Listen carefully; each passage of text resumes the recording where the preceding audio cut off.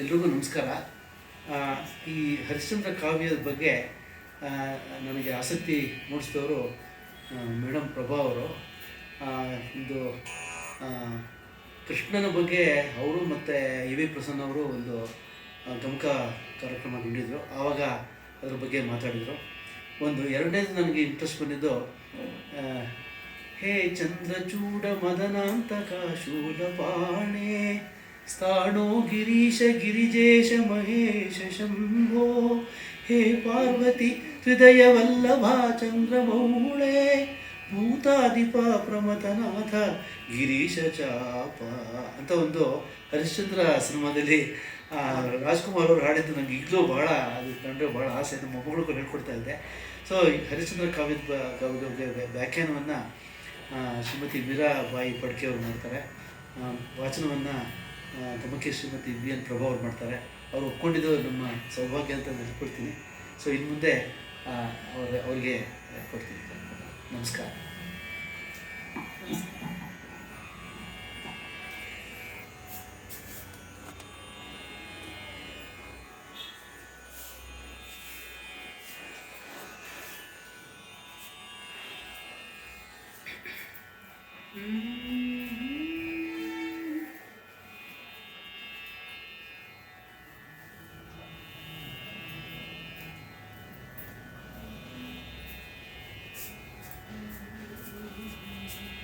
ಅವರು ಇಲ್ಲ ಬನ್ನಿ ಕೆಲಸ ಪರವಾಗಿಲ್ಲಪ್ಪ, ಅದ್ರ ಪಾಡ್ಗೆ ನಡೀತಿರುತ್ತೆ. ಹೌದು, ಆರಾಮಾಗಿ ನಡೀತಿರುತ್ತಿಲ್ಲನೆ.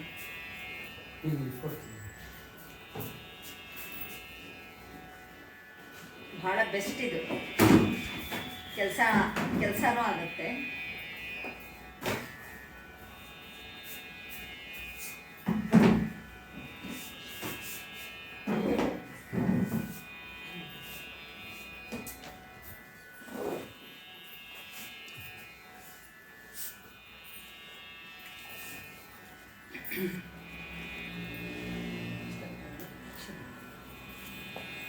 ಶ್ರೀಪತಿಗೆ ಸೊಬಗನು ಉಡುಪತಿಗೆ ಶಾಂತಿಯನು ವಾಣಿಪತಿಗೆ ಚಾತುರ್ಯಮಂ ದಿವಸ್ಪತಿಗೆ ಪ್ರತಾಪಮಂ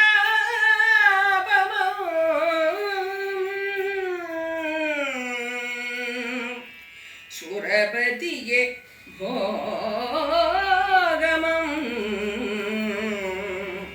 ರತಿಪತಿಗೆ ಮೂಲೋಕವಾವರಿಸುವ ರೂಪಂ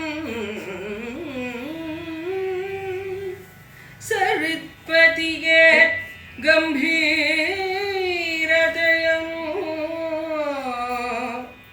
ಸ್ವಾಹಾಪತಿಗೆ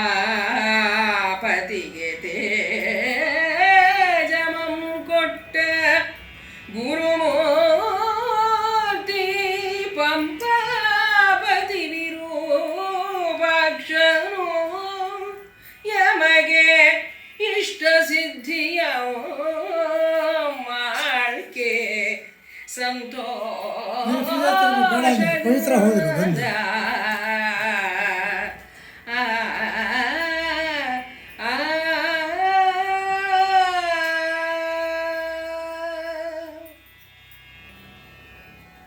ಗುರು ಬ್ರಹ್ಮ ಗುರು ವಿಷ್ಣು ಗುರುದೇವೋ ಮಹೇಶ್ವರ ಗುರು ಸಾಕ್ಷಾತ್ ಪರಬ್ರಹ್ಮ ತಸ್ಮೈ ಶ್ರೀ ಗುರುವೇ ನಮಃ. ಮೊದಲಿಗೆ ನನಗೆ ವಿದ್ಯೆ ಕಲಿಸಿಕೊಟ್ಟ ಎಲ್ಲ ಗುರುಗಳಿಗೆ ವಂದಿಸಿ, ಇವತ್ತು ಈ ಹರಿಶ್ಚಂದ್ರ ಕಾವ್ಯವನ್ನು ಓದಿ ಅರ್ಥ ಮಾಡಿಕೊಂಡು ಅದರದ್ದು ಒಂದು ಅಷ್ಟೋ ಇಷ್ಟೋ ವ್ಯಾಖ್ಯಾನ ಮಾಡೋಂಥ ಶಕ್ತಿ ಕೊಟ್ಟ ಎಲ್ಲ ನನ್ನ ಗುರು ಹಿರಿಯರಿಗೆ ವಂದಿಸಿ ನಾನು ಈ ಕಾರ್ಯಕ್ರಮ ಶುರು ಮಾಡ್ತಾ ಇದ್ದೀನಿ. ಅದಕ್ಕೆ ಮೊದಲಾಗಿ ಬರ್ತಾ ಇಲ್ಲ,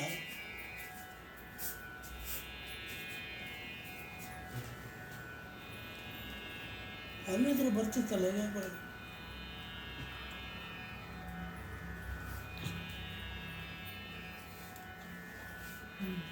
ಶ್ರೀಯುತ ಪ್ರೊಫೆಸರ್ ಚಂದ್ರಕಾಂತ್ ಅವರು ಮತ್ತು ಅವರ ಶ್ರೀಮತಿಯವರು ಈ ಕಾರ್ಯಕ್ರಮನ ನಡೆಸಲಿಕ್ಕೆ ನಮ್ಗೆ ಅನುವು ಮಾಡಿಕೊಟ್ಟಿದ್ದಾರೆ. ನನಗೆ ಬಹಳ ಸಂತೋಷದ ಸಂಗತಿ ಏನಂದರೆ ಇವರಿಬ್ಬರೂ ಬೇರೆ ಬೇರೆ ಪ್ರೊಫೆಷನಲ್ಲಿ ಇದ್ದವರು, ಸಾಹಿತ್ಯ ಅಥವಾ ಸಂಗೀತದ ಫೀಲ್ಡಲ್ಲಿದ್ದವರಲ್ಲ. ಅದೇನಿದ್ರೂ ಹವ್ಯಾಸ ಆಗಿದ್ದಿರ್ಬೋದು, ಆದರೆ ಅವರ ಉದ್ಯೋಗ ಇದರೊಳಗಿರಲಿಲ್ಲ. ಆದರೆ ಅದೆಂತಹ ಆಸಕ್ತಿ ಅವರಿಗೆ ಅಂದರೆ ಈ ರೀತಿ ಕಾರ್ಯಕ್ರಮಗಳನ್ನು ಮನೆಯಲ್ಲಿ ನಡೆಸಿ ಹಳೆ ಕಾವ್ಯಗಳನ್ನು ಕೇಳೋದು ಅಂದರೆ ಅದು ಒಂದು ರೀತಿ ತುಂಬ ಶ್ಲಾಘನೀಯ.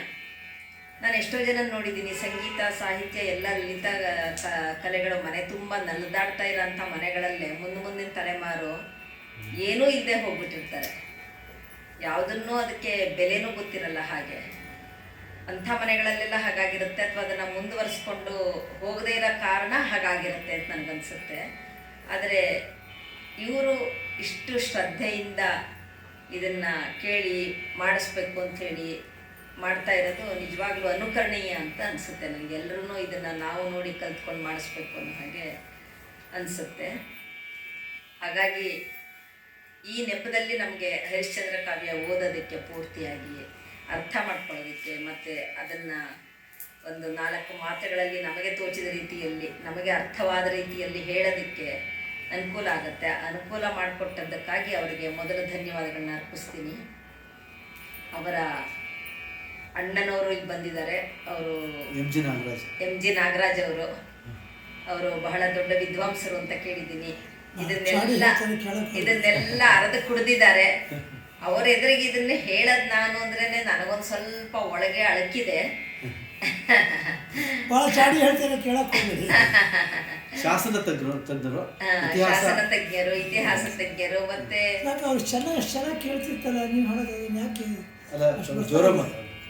ಕಾವ್ಯಗಳನ್ನೆಲ್ಲ ಅರ್ಧ ಕುಡ್ದಿರ ಅಂತವ್ರು.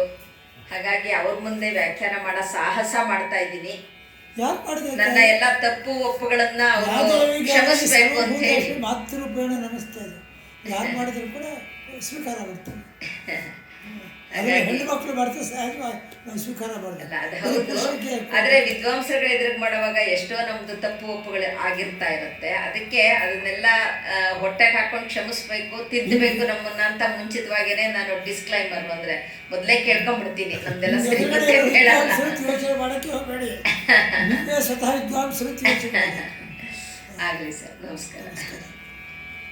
ಹರಿಶ್ಚಂದ್ರ ಕಾವ್ಯದ ಬಗ್ಗೆ ಬಹಳ ನಮ್ಮಲ್ಲಿ ಹುಡುದಾಗಿಂದನೇ ಗೊತ್ತಾಗ್ಬಿಟ್ಟಿರುತ್ತೆ. ಯಾಕಂದರೆ ಸಿನಿಮಾ ನೋಡ್ತೀವಿ, ಅಂದರೆ ಸಿನಿಮಾಕ್ಕೆ ಮುಂಚೆನೇ ಕಥೆಗಳು ಮನೆಯಲ್ಲಿ ಕೇಳ್ಬಿಟ್ಟಿರ್ತೀವಿ. ಇದನ್ನು ನಮ್ಮ ಕಾಲದ ತಲೆಮಾರಿನವ್ರಿಗಂತೂ ಹರಿಶ್ಚಂದ್ರ ಕಥೆ ಅನ್ನೋದು ಬಹಳ ಮಾಮೂಲಿ, ಏನೋ ನಮ್ಮ ಪಕ್ಕದಲ್ಲೇ ಮೊನ್ನೆ ನಡೆದಾಗ ಅನ್ನೋಂಥರ ಭಾವನೆ ಇದೆ ನಮಗೆ. ಆಮೇಲಂತೂ ಆ ಸಿನಿಮಾ, ಆ ಹಾಡುಗಳು ಎಲ್ಲ ಸುಮಾರು ಒಂದು 50-60 ವರ್ಷದ ಹಿಂದೆ ಆ ಸಿನಿಮಾ ನೋಡಿರೋದು, ಹಾಡು ಕೇಳಿದ್ರು ಇವತ್ತಿಗೂ ಅದೆಲ್ಲ ನಮ್ಮ ಕಣ್ಣು ಮುಂದೆ ಇದ್ದಾಗಿದೆ. ಅಷ್ಟು ನಾವೆಲ್ಲ ಚಿರಪರಿಚಿತರಾಗಿದ್ದೇವೆ. ಇದನ್ನು ಬರೆದ ಮಹಾನ್ ಕವಿ ರಾಘವಾಂಕ, ಅವನ ಬಗ್ಗೆ 1-2 ಮಾತು ಹೇಳೋದಾದರೆ, ರಾಘವಾಂಕ ಪಂಪ ಕ್ಷೇತ್ರದವನು, ಅಂದರೆ ಈಗಿನ ಹಂಪೆ ಅಂತ ಹೇಳ್ತೀವಲ್ಲ ಅಲ್ಲಿ ಅವನು. ಅಂದರೆ ಅಂದರೆ ಆ ಕಾವ್ಯಗಳಲ್ಲಿ ಮತ್ತು ಬೇರೆ ಕಾವ್ಯಗಳಲ್ಲಿ ಕಂಡು ಬಂದಿರುವ ಅಂಶದ ಪ್ರಕಾರ ಅವನು ಪಂಪ ಕ್ಷೇತ್ರ ಅಂತೂ ಆ ಕಾವ್ಯದಲ್ಲೇ ಗೊತ್ತಾಗುತ್ತೆ. ಅವನ ಹುಟ್ಟು ಬೆಳೆದಿದ್ದು ಮತ್ತು ಅವನ ಕಾಲಘಟ್ಟ 12ರ ಆದಿ ಮತ್ತು 12ರ ಅಂತ್ಯ ಮತ್ತು 13ನೇ ಆದಿ ಶತಮಾನ ಅಂತ ಹೇಳ್ತಾರೆ. ಅದರಲ್ಲಿ ಸ್ವಲ್ಪ ಹಾಗೆ ಹೀಗೆ ಎಲ್ಲ ವಿದ್ವಾಂಸರಲ್ಲಿ ಇನ್ನೂ ಕೆಲವೊಂದು ಅನುಮಾನಗಳಿದೆ. ಒಟ್ಟು ಆ ಕಾಲಘಟ್ಟ ಹಾಗೆ ಹೀಗೆ ಇಟ್ಕೊಳ್ಬೋದು, 12-13ನೇ ಶತಮಾನ ಅಂತ ಇಟ್ಕೊಳ್ಬೋದು. ಈತನ ತಂದೆ ಮಹದೇವ ಭಟ್ಟ, ತಾಯಿ ರುದ್ರಾಣಿ. ಈತನ ಸೋದರ ಮಾವ ಅಂದರೆ ಬಹಳ ರಗಳೆ ಕವಿ ಅಂತಾನೆ ಹೆಸರಾಗಿರೋ ಹರಿಹರ. ಆ ಹರಿಹರ ಆತನ ಕೈಗೂಸಾಗಿ ಬೆಳೆದು ಅಷ್ಟೇ ವಿದ್ವತ್ತು ಮತ್ತು ಕವಿತ್ವ ಎಲ್ಲನೂ ಪಡೆದು ಈ ರಾಘವಾಂಕ ಆ ಸೋದರ ಮಾವನ ಸಮಕ್ಕೆ ಅಥವಾ ಇನ್ನೂ ಮೀರಿದಂಥ ಕಾವ್ಯಗಳನ್ನು ಬರೆದು ಇಂದಿಗೂ ನಮಗೆ ಸದಾನು ಓದಬೇಕು, ಕಲಿಬೇಕು, ತಿಳ್ಕೊಳ್ಬೇಕು ಅನ್ನೋಷ್ಟು ನಮಗೆ ಮನಸ್ಸಿಗೆ ನಾಟಿಬಿಟ್ಟಿದ್ದಾನೆ. ವಿಶೇಷವಾಗಿ ಇವನು ಷಟ್ಪದಿ ಕವಿ. ಷಟ್ಪದಿ ಜನಕ, ಷಟ್ಪದಿ ಪಿತಾಮಹ ಅಂತೆಲ್ಲ ಹೇಳ್ತಾರೆ. ಯಾಕಂದರೆ ಆ ವಾರ್ಧಿಕ ಷಟ್ಪದಿಗಳಲ್ಲಿ ಬರ್ದಿರೋ ಈ ಹರಿಶ್ಚಂದ್ರ ಕಾವ್ಯ ಏನಿದೆಯಲ್ಲ, ಅದು ಬಹಳ ಬಹಳ ಆನಂದ ಕೊಡುತ್ತೆ. ಮತ್ತು ಆ ಪಾಂಡಿತ್ಯ ಪೂರ್ಣವಾದ ಆ ಒಂದು ಕಾವ್ಯ ತುಂಬ ಮನಸ್ಸಿಗೆ ಹೃದಯಕ್ಕೆ ನಾಟ ಅಂಥದ್ದು. ಮತ್ತು ಇವನ ಬಗ್ಗೆ ಆಮೇಲೆ ಬಂದ ಕೆಲವು ಕವಿಗಳು ಈತನ ಚರಿತ್ರೆ ಬಗ್ಗೆ ಬರೆದಿದ್ದಾರೆ, ಈತನ ಕೆಲಸಗಳ ಬಗ್ಗೆ ಹೇಳಿದ್ದಾರೆ ಅಂತ ಕೆಲವೊಂದು ಕಡೆ ನೋಡ್ತೀವಿ ನಾವು. ಅದರಲ್ಲಿ ಮತ್ತೆ ಈತಂದು ಕೆಲವೊಂದು ವಾಸ್ತವ ಇರ್ಬೋದು, ಕೆಲವೊಂದು ದಂತಕಥೆಗಳು ಇರ್ಬೋದು. ಯಾಕಂದರೆ ಕ್ರಮೇಣ ಅದು ಬಾಯಿಂದ ಬಾಯಿಗೆ ಬಂದಿದ್ದ ಕಥೆಗಳು ಕೇಳಿ ಮುಂದೆ ಬರೆದಾಗ ಸ್ವಲ್ಪ ಏನೋ ಹೆಚ್ಚು ಕಡಿಮೆ ಎಲ್ಲ ನಡೀತಿರುತ್ತೆ. ಅದರಲ್ಲಿ ಒಂದು ಕಥೆ ಪ್ರಕಾರ ಈತನ ಸೋದರ ಮಾವ ಹರಿಹರನ ಎದುರಿಗೆ ರಾಘವಾಂಕ ಈ ಹರಿಶ್ಚಂದ್ರ ಕಾವ್ಯ ಅಂದರೆ ಹರಿಶ್ಚಂದ್ರ ಚರಿತ ಅಂತ ಹೇಳಿ ಇವನು ರಾಘವಾಂಕ ಏನು ಬರೆದು ತಗೊಂಡು ಹೋಗಿ ಕೊಟ್ಟ. ಆವಾಗ ಸೋದರ ಮಾವನಿಗೆ ಕೋಪ ಬಂದು ಅವನಿವನಿಗೆ ಕಪಾಲಕ್ಕೆ ಹೊಡೆದು 4 ಹಲ್ಲು ಉದುರಿಸ್ತಾನೆ ಅನ್ನೋದು ಒಂದು ಕಥೆ. ಕಾರಣ ಏನು ಅಂದರೆ, ನೀನು ಶಿವಶರಣರ ಕಥೆನ ಬರೆಯೋದು ಬಿಟ್ಟು ಯಾರೋ ಒಬ್ಬ ಯಕ್ಕಶ್ಚಿತ್ ರಾಜ ಅವನ ಕಥೆ ಬರೆದಿದೆಯಾ ನೀನು ಇದ್ರದ್ದು ಕೀರ್ತಿ ತಗೊಳ್ಳೋದಕ್ಕೆ ಅರಮನೆಯಲ್ಲಿ ಹೆಸರು ತಗೊಳಕ್ಕೆ ಮಾಡಿರೋ ಅಂಥದ್ದು.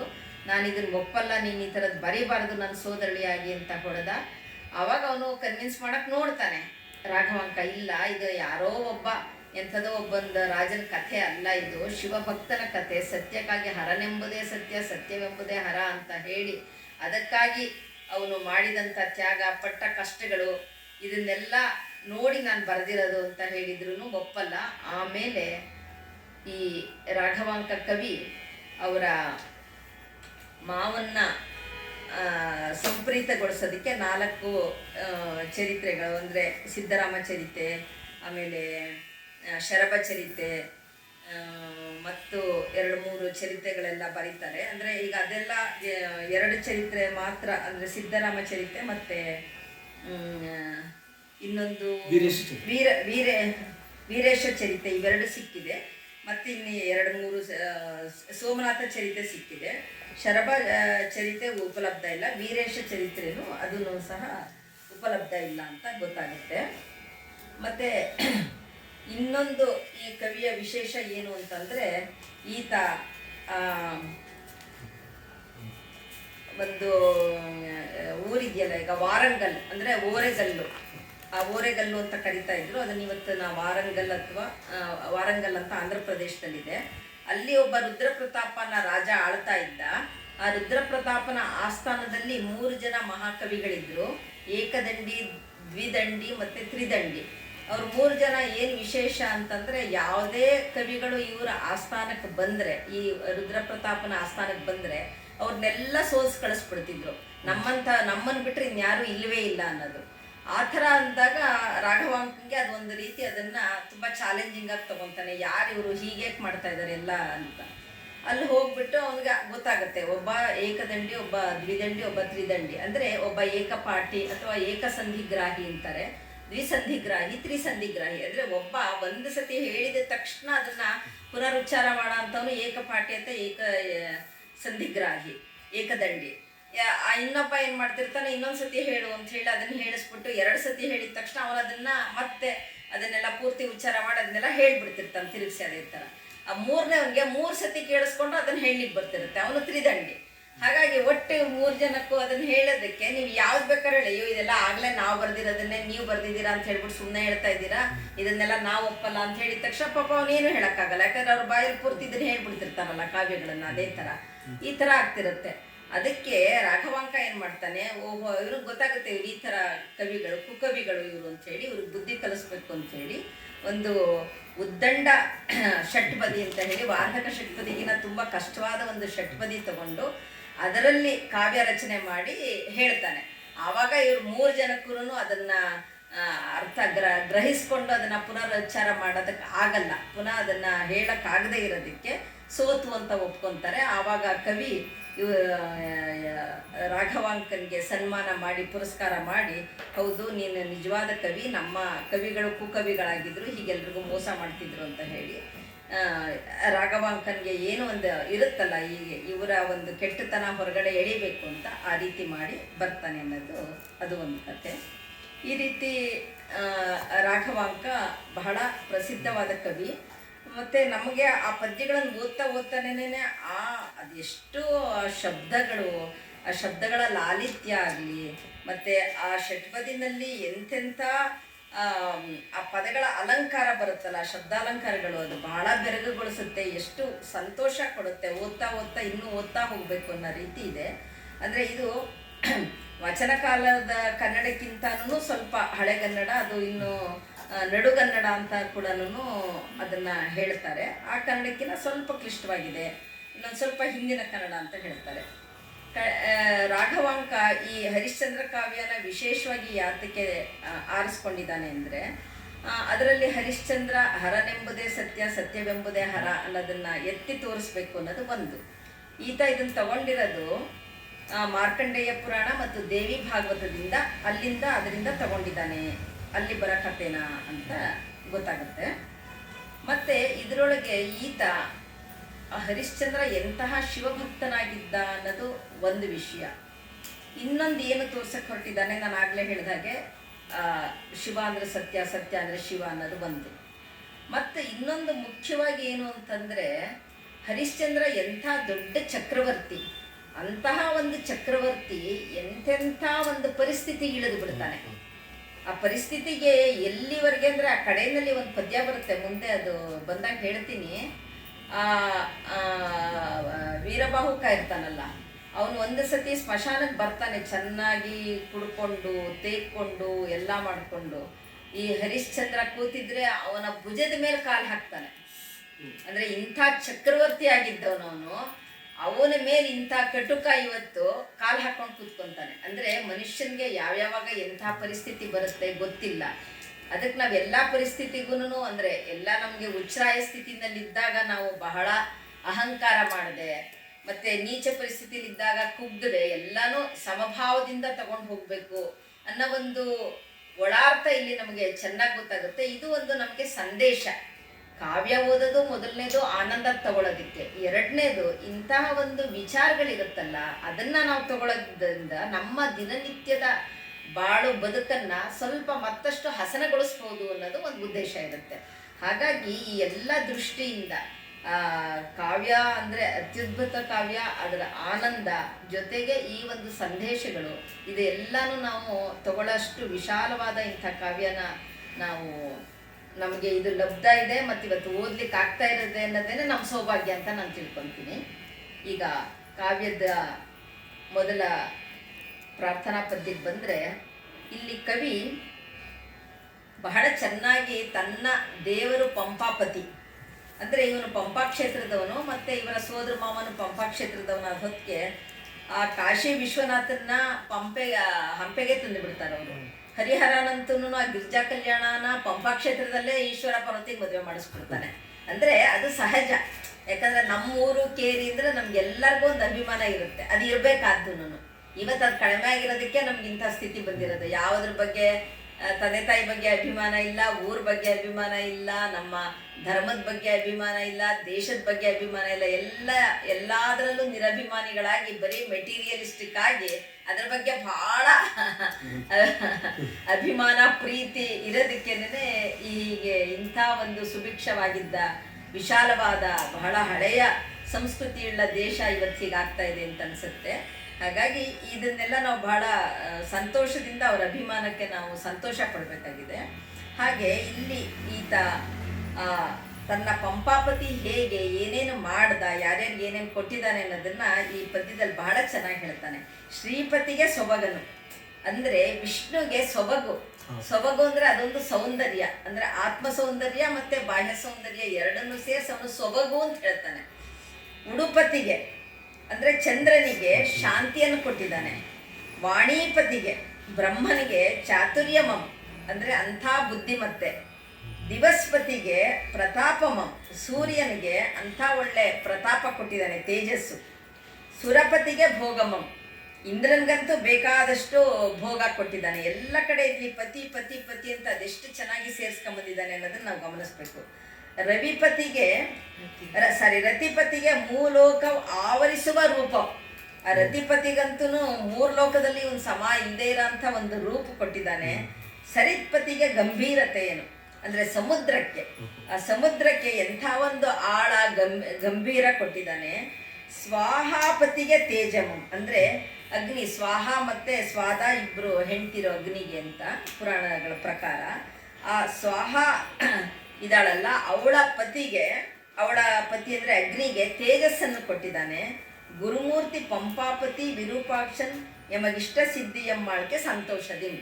ಹೀಗಾಗಿ ನೀ ಇವ್ರಿಗೆಲ್ಲ ಇದನ್ನೆಲ್ಲ ಕೊಟ್ಟಿದ್ಯಾ, ಹಾಗಾಗಿ ನಮಗೂ ಇದನ್ನೆಲ್ಲ ನೀನು ಕೊಡ್ತೀಯ ಸಂತೋಷದಿಂದ ಅಂತ ಹೇಳಿ ಕೇಳ್ಕೊತಾ ಇದ್ದೀನಿ ಅಂತೇಳಿ ಪಂಪಾಪತಿನೇ ಎಲ್ಲರಿಗೂ ಇದನ್ನೆಲ್ಲ ಕೊಟ್ಟಿರೋದು ಅಂತ ಸಂತೋಷವಾಗಿ ನನಗೂ ಕೊಡು ಅಂತ ಹೇಳಿ ಪ್ರಾರ್ಥಿಸ್ಕೊತಾ ಇದ್ದಾನೆ. ವಾಣಿ ಅರಿವಿನ ಬೆಳಗು ಮುಕುತಿ ವನಿತೆಯ ಮುಡಿಯ ಮಾಣಿಕವು ಸರ್ವಮಂತ್ರಾದಿ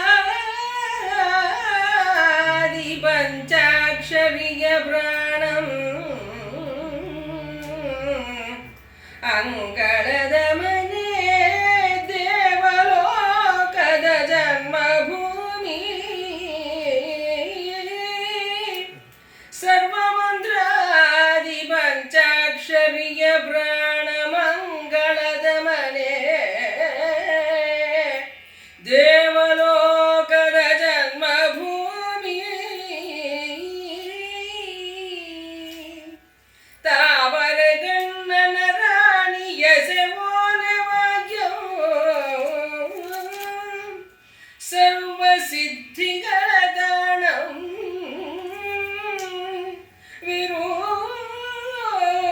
ವಿರೂಪಾಕ್ಷನ ಉನ್ನತ ಐಶ್ವರ್ಯದ ಕ್ಷೋಣಿ ಪಂಪಾಂಬಿಕೆ ಮದಿಯ ಮದಿಗೆ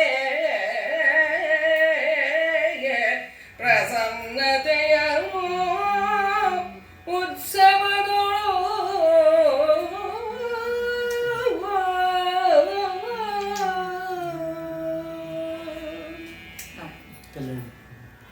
ಮುಂದುವರೆದು ಹೇಳ್ತಾನೆ ಕವಿ, ಪಂಪಾಂಬಿಕೆ ನೀ ನಮಗೆ ಸಂತೋಷದಿಂದ ನೀ ಬಾಕಿಯವ್ರಿಗೆ ಏನು ಕೊಟ್ಟಿದೆಯಲ್ಲ ಅದನ್ನು ನಮಗೂ ಕೊಡು ಅಂತ ಕೇಳ್ತಾನೆ. ಬಾಕಿಯವ್ರಿಗೆ ಏನು ಕೊಟ್ಟಿದ್ದಾಳೆ ಅಂತ ಹೇಳ್ತಾನೆ. ವಾಣಿ ಅರಿವಿನ ಬೆಳಗು. ಆ ವಾಣಿಗೆನೆ, ಸರಸ್ವತಿ ದೇವಿಗೆನೆ ಅರಿವಿನ ಅಂದರೆ ಜ್ಞಾನದ ಬೆಳಕು. ಮುಕ್ತಿ ವನಿತೆಗೆ ಆಕೆಯ ಮುಡಿಯ ಮಾಣಿಕ್ಯ ಕೊಟ್ಟಿದ್ಯಾ. ಸರ್ವ ಮಂತ್ರಾದಿ ಪಂಚಾಕ್ಷರಿಯ ಪ್ರಾಣಂ, ಆ ಸರ್ವ ಮಂತ್ರಾದಿ ಪಂಚಾಕ್ಷರಿಯೇ ಅದರದ್ದು ಎಲ್ಲದಕ್ಕೂ ಮೂಲ ಪ್ರಾಣ ಅದನ್ನು ಕೊಟ್ಟಿದ್ಯಾ. ಅಂಗಳದ ಮನೆ ಅಂದರೆ ಈ ಮಂಗಳದ ಮನೆ, ದೇವಲೋಕದ ಜನ್ಮಭೂಮಿ ಅಂದರೆ ಇದೆಲ್ಲವನ್ನು ನೀನು ಕೊಟ್ಟಿದ್ಯಾ. ತಾವರೆಗಣ್ಣನ ರಾಣಿ, ಆ ತಾವರೆ ಅಂದರೆ ವಿಷ್ಣುವಿನ ಪತ್ನಿ ಶ್ರೀದೇವಿಗೆ ಓಲೆ ವಾಗ್ಯಮಂ, ಆಕೆಯ ಓಲೆ. ಸರ್ವಸಿದ್ಧಿಗಳ ತಾಣಂ, ಎಲ್ಲ ಸಿದ್ಧಿಗಳಾಗಂಥ ಜಾಗ. ವಿರೂಪಾಕ್ಷನ್ ಉನ್ನತ ಐಶ್ವರ್ಯದ ಕ್ಷೋಣಿ ಪಂಪಾಂಬಿಕೆ ಅಂದರೆ ಇಂಥ ಒಂದು ಇರೋ ವಿರೂಪಾಕ್ಷ ಮತ್ತು ಪಂಪಾಂಬಿಕೆ ನನಗೆ ಸಂತೋಷದಿಂದ ಒಳ್ಳೆಯ ಬುದ್ಧಿ ಅಂದರೆ ಇದನ್ನೆಲ್ಲ ಬರೆಯೋಂಥ ಬುದ್ಧಿನ ನನಗೆ, ಆ ವಿದ್ವತ್ತನ್ನು ಕೊಡು, ಸಂಭ್ರಮದಿಂದ ನೀನು ನನಗೆ ಸಂತೋಷವಾಗಿ ಕೊಡು ಅಂತ ಹೇಳಿ ಬೇಡ್ಕೊತಾನೆ ಕವಿ. ಕೃತಿಗೆ ನಾಮಂ ಹರಿಶ್ಚಂದ್ರ ಚಾರಿತ್ರವು ಈ ಕೃತಿಗೊಡೆಯನು ಅಮಳ ಪಂಪ ವಿರೂಪಾಕ್ಷನು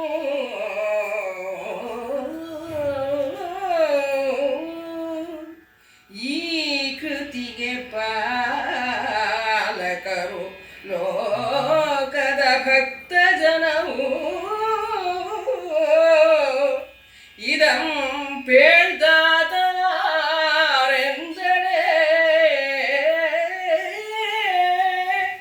ಚತುರ ಕವಿರಾಯ ಹಂಪೆಯ ಹರೀಶ್ವರನ ವರಸುತನು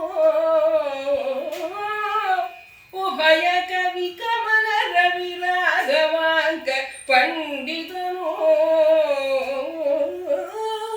ಎಂದೊಡೆ ಈ ಕಥಾರಸದ ಲಹರಿಯನ್ನು ಬಣ್ಣಿಸದರಾರು ಈ ಧರೆ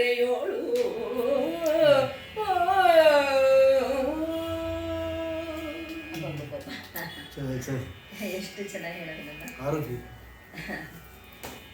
ಈ ಕೃತಿಗೆ ಹರಿಶ್ಚಂದ್ರ ಚಾರಿತ್ರ ಅಂತ ಯಾಕೆ ಹೆಸರಿಟ್ಟಿದ್ದೀನಿ ಅನ್ನೋದನ್ನ ರಾಘವಾಂಕ ಹೇಳ್ತಾನೆ. ಅಮಳ ಪಂಪ ವಿರೂಪಾಕ್ಷ ಈ ಕೃತಿಗೆ ಪಾಲಕರು. ಈ ಕೃತಿಯ ಪಾಲಕ ಯಾರು ಅಂತಂದರೆ ವಿರೂಪಾಕ್ಷ. ಈ ಕೃತಿಯ ಒಡೆಯ ಅಮಳ ಅಂದರೆ ನಿರ್ಮಲವಾದ ಪಂಪಾಪತಿ ವಿರೂಪಾಕ್ಷ.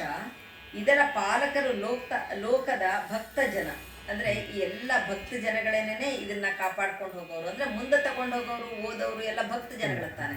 ಹಾಗಾಗಿ ಪಾಲಕರು ಲೋಕದ ಭಕ್ತ ಜನ. ಇದನ್ನ ಯಾರು ಹೇಳಿದ್ರಪ್ಪ ಅಂತ ಹೇಳಿದ್ರೆ ಚತುರ ಕವಿ, ಅಂದರೆ ಉಭಯ ಕವಿ ಕಮಲ ರವಿ. ಆಗಿನ ಕಾಲದಲ್ಲಿ ಎಲ್ಲ ಕವಿಗಳು ಸಂಸ್ಕೃತ ಮತ್ತೆ ಕನ್ನಡ ಎರಡೂ ಭಾಷೆಯನ್ನ ಚೆನ್ನಾಗಿ ತಿಳ್ಕೊಂಡಿರ್ತಿದ್ರು, ಎರಡರಲ್ಲೂ ವಿದ್ವಾಂಸರಾಗಿರ್ತಿದ್ರು. ಹಾಗಾಗೇನೆ ಅವ್ರಿಗೆ ಇಂತಿಂಥ ಕಾವ್ಯಗಳನ್ನು ರಚಿಸೋಕ್ಕೆ ಸಾಧ್ಯ ಆಗ್ತಾ ಇತ್ತು. ಹಾಗಾಗಿ ಸಂಸ್ಕೃತ ಮತ್ತು ಕನ್ನಡಕ್ಕೂ ಎರಡೂ ಉಭಯ ಭಾಷೆಗಳಿಗೆ ಕಮಲಕ್ಕೆ ರವಿ ಇದ್ದ ಹಾಗೆ ಇವನು ಈ ಕವಿ ಅಂತ ಹೇಳ್ಕೊತಾನೆ. ಉಭಯ ಕವಿ ಕಮಲ ರವಿ ಅಂತ. ರಾಘವಾಂಕ ಪಂಡಿತ ಇದರ ಈ ಕಥಾರಸದ ಲಹರಿಯನ್ನು ಬಣ್ಣಿಸಿದರೆ ಇಂಥ ಕಾವ್ಯ ಓದಿದ ಮೇಲೆ ಇಂತಹ ಇದರ ಲಹರಿನ ಬಣ್ಣಿಸದೇ ಇರೋದಕ್ಕೆ ಯಾರಿಗೆ ಸಾಧ್ಯ ಈ ಭೂಮಿ ಮೇಲೆ ಅಂತ ಹೇಳಿ ತನ್ನ ಕಾವ್ಯದ ಬಗ್ಗೆ ಅಷ್ಟು ವಿಶ್ವಾಸದಿಂದ ಆತ ಹೇಳ್ಕೊಂತಾನೆ. ವಸುಧಾಧಿಪತಿ ಹರಿಶ್ಚಂದ್ರ ಘನ ಸತ್ಯನು ಎಂದೊಸೆದು ವಾಸಿಷ್ಠನಿಂದ್ರಂಗೆನಲು ಕೌಶಿಕಂ ಹುಸಿ ಮಾಡ್ಪೆನೆಂದು ಭಾಷೆಯನಿತ್ತು ಧರೆಗೆ ಬಂದು ಅವನಿಪನ ಸತಿ ಪುತ್ರರ ಸುವಂತ್ಯವೆನೆ ನಿಗ್ರಹ ಮಾಡೆ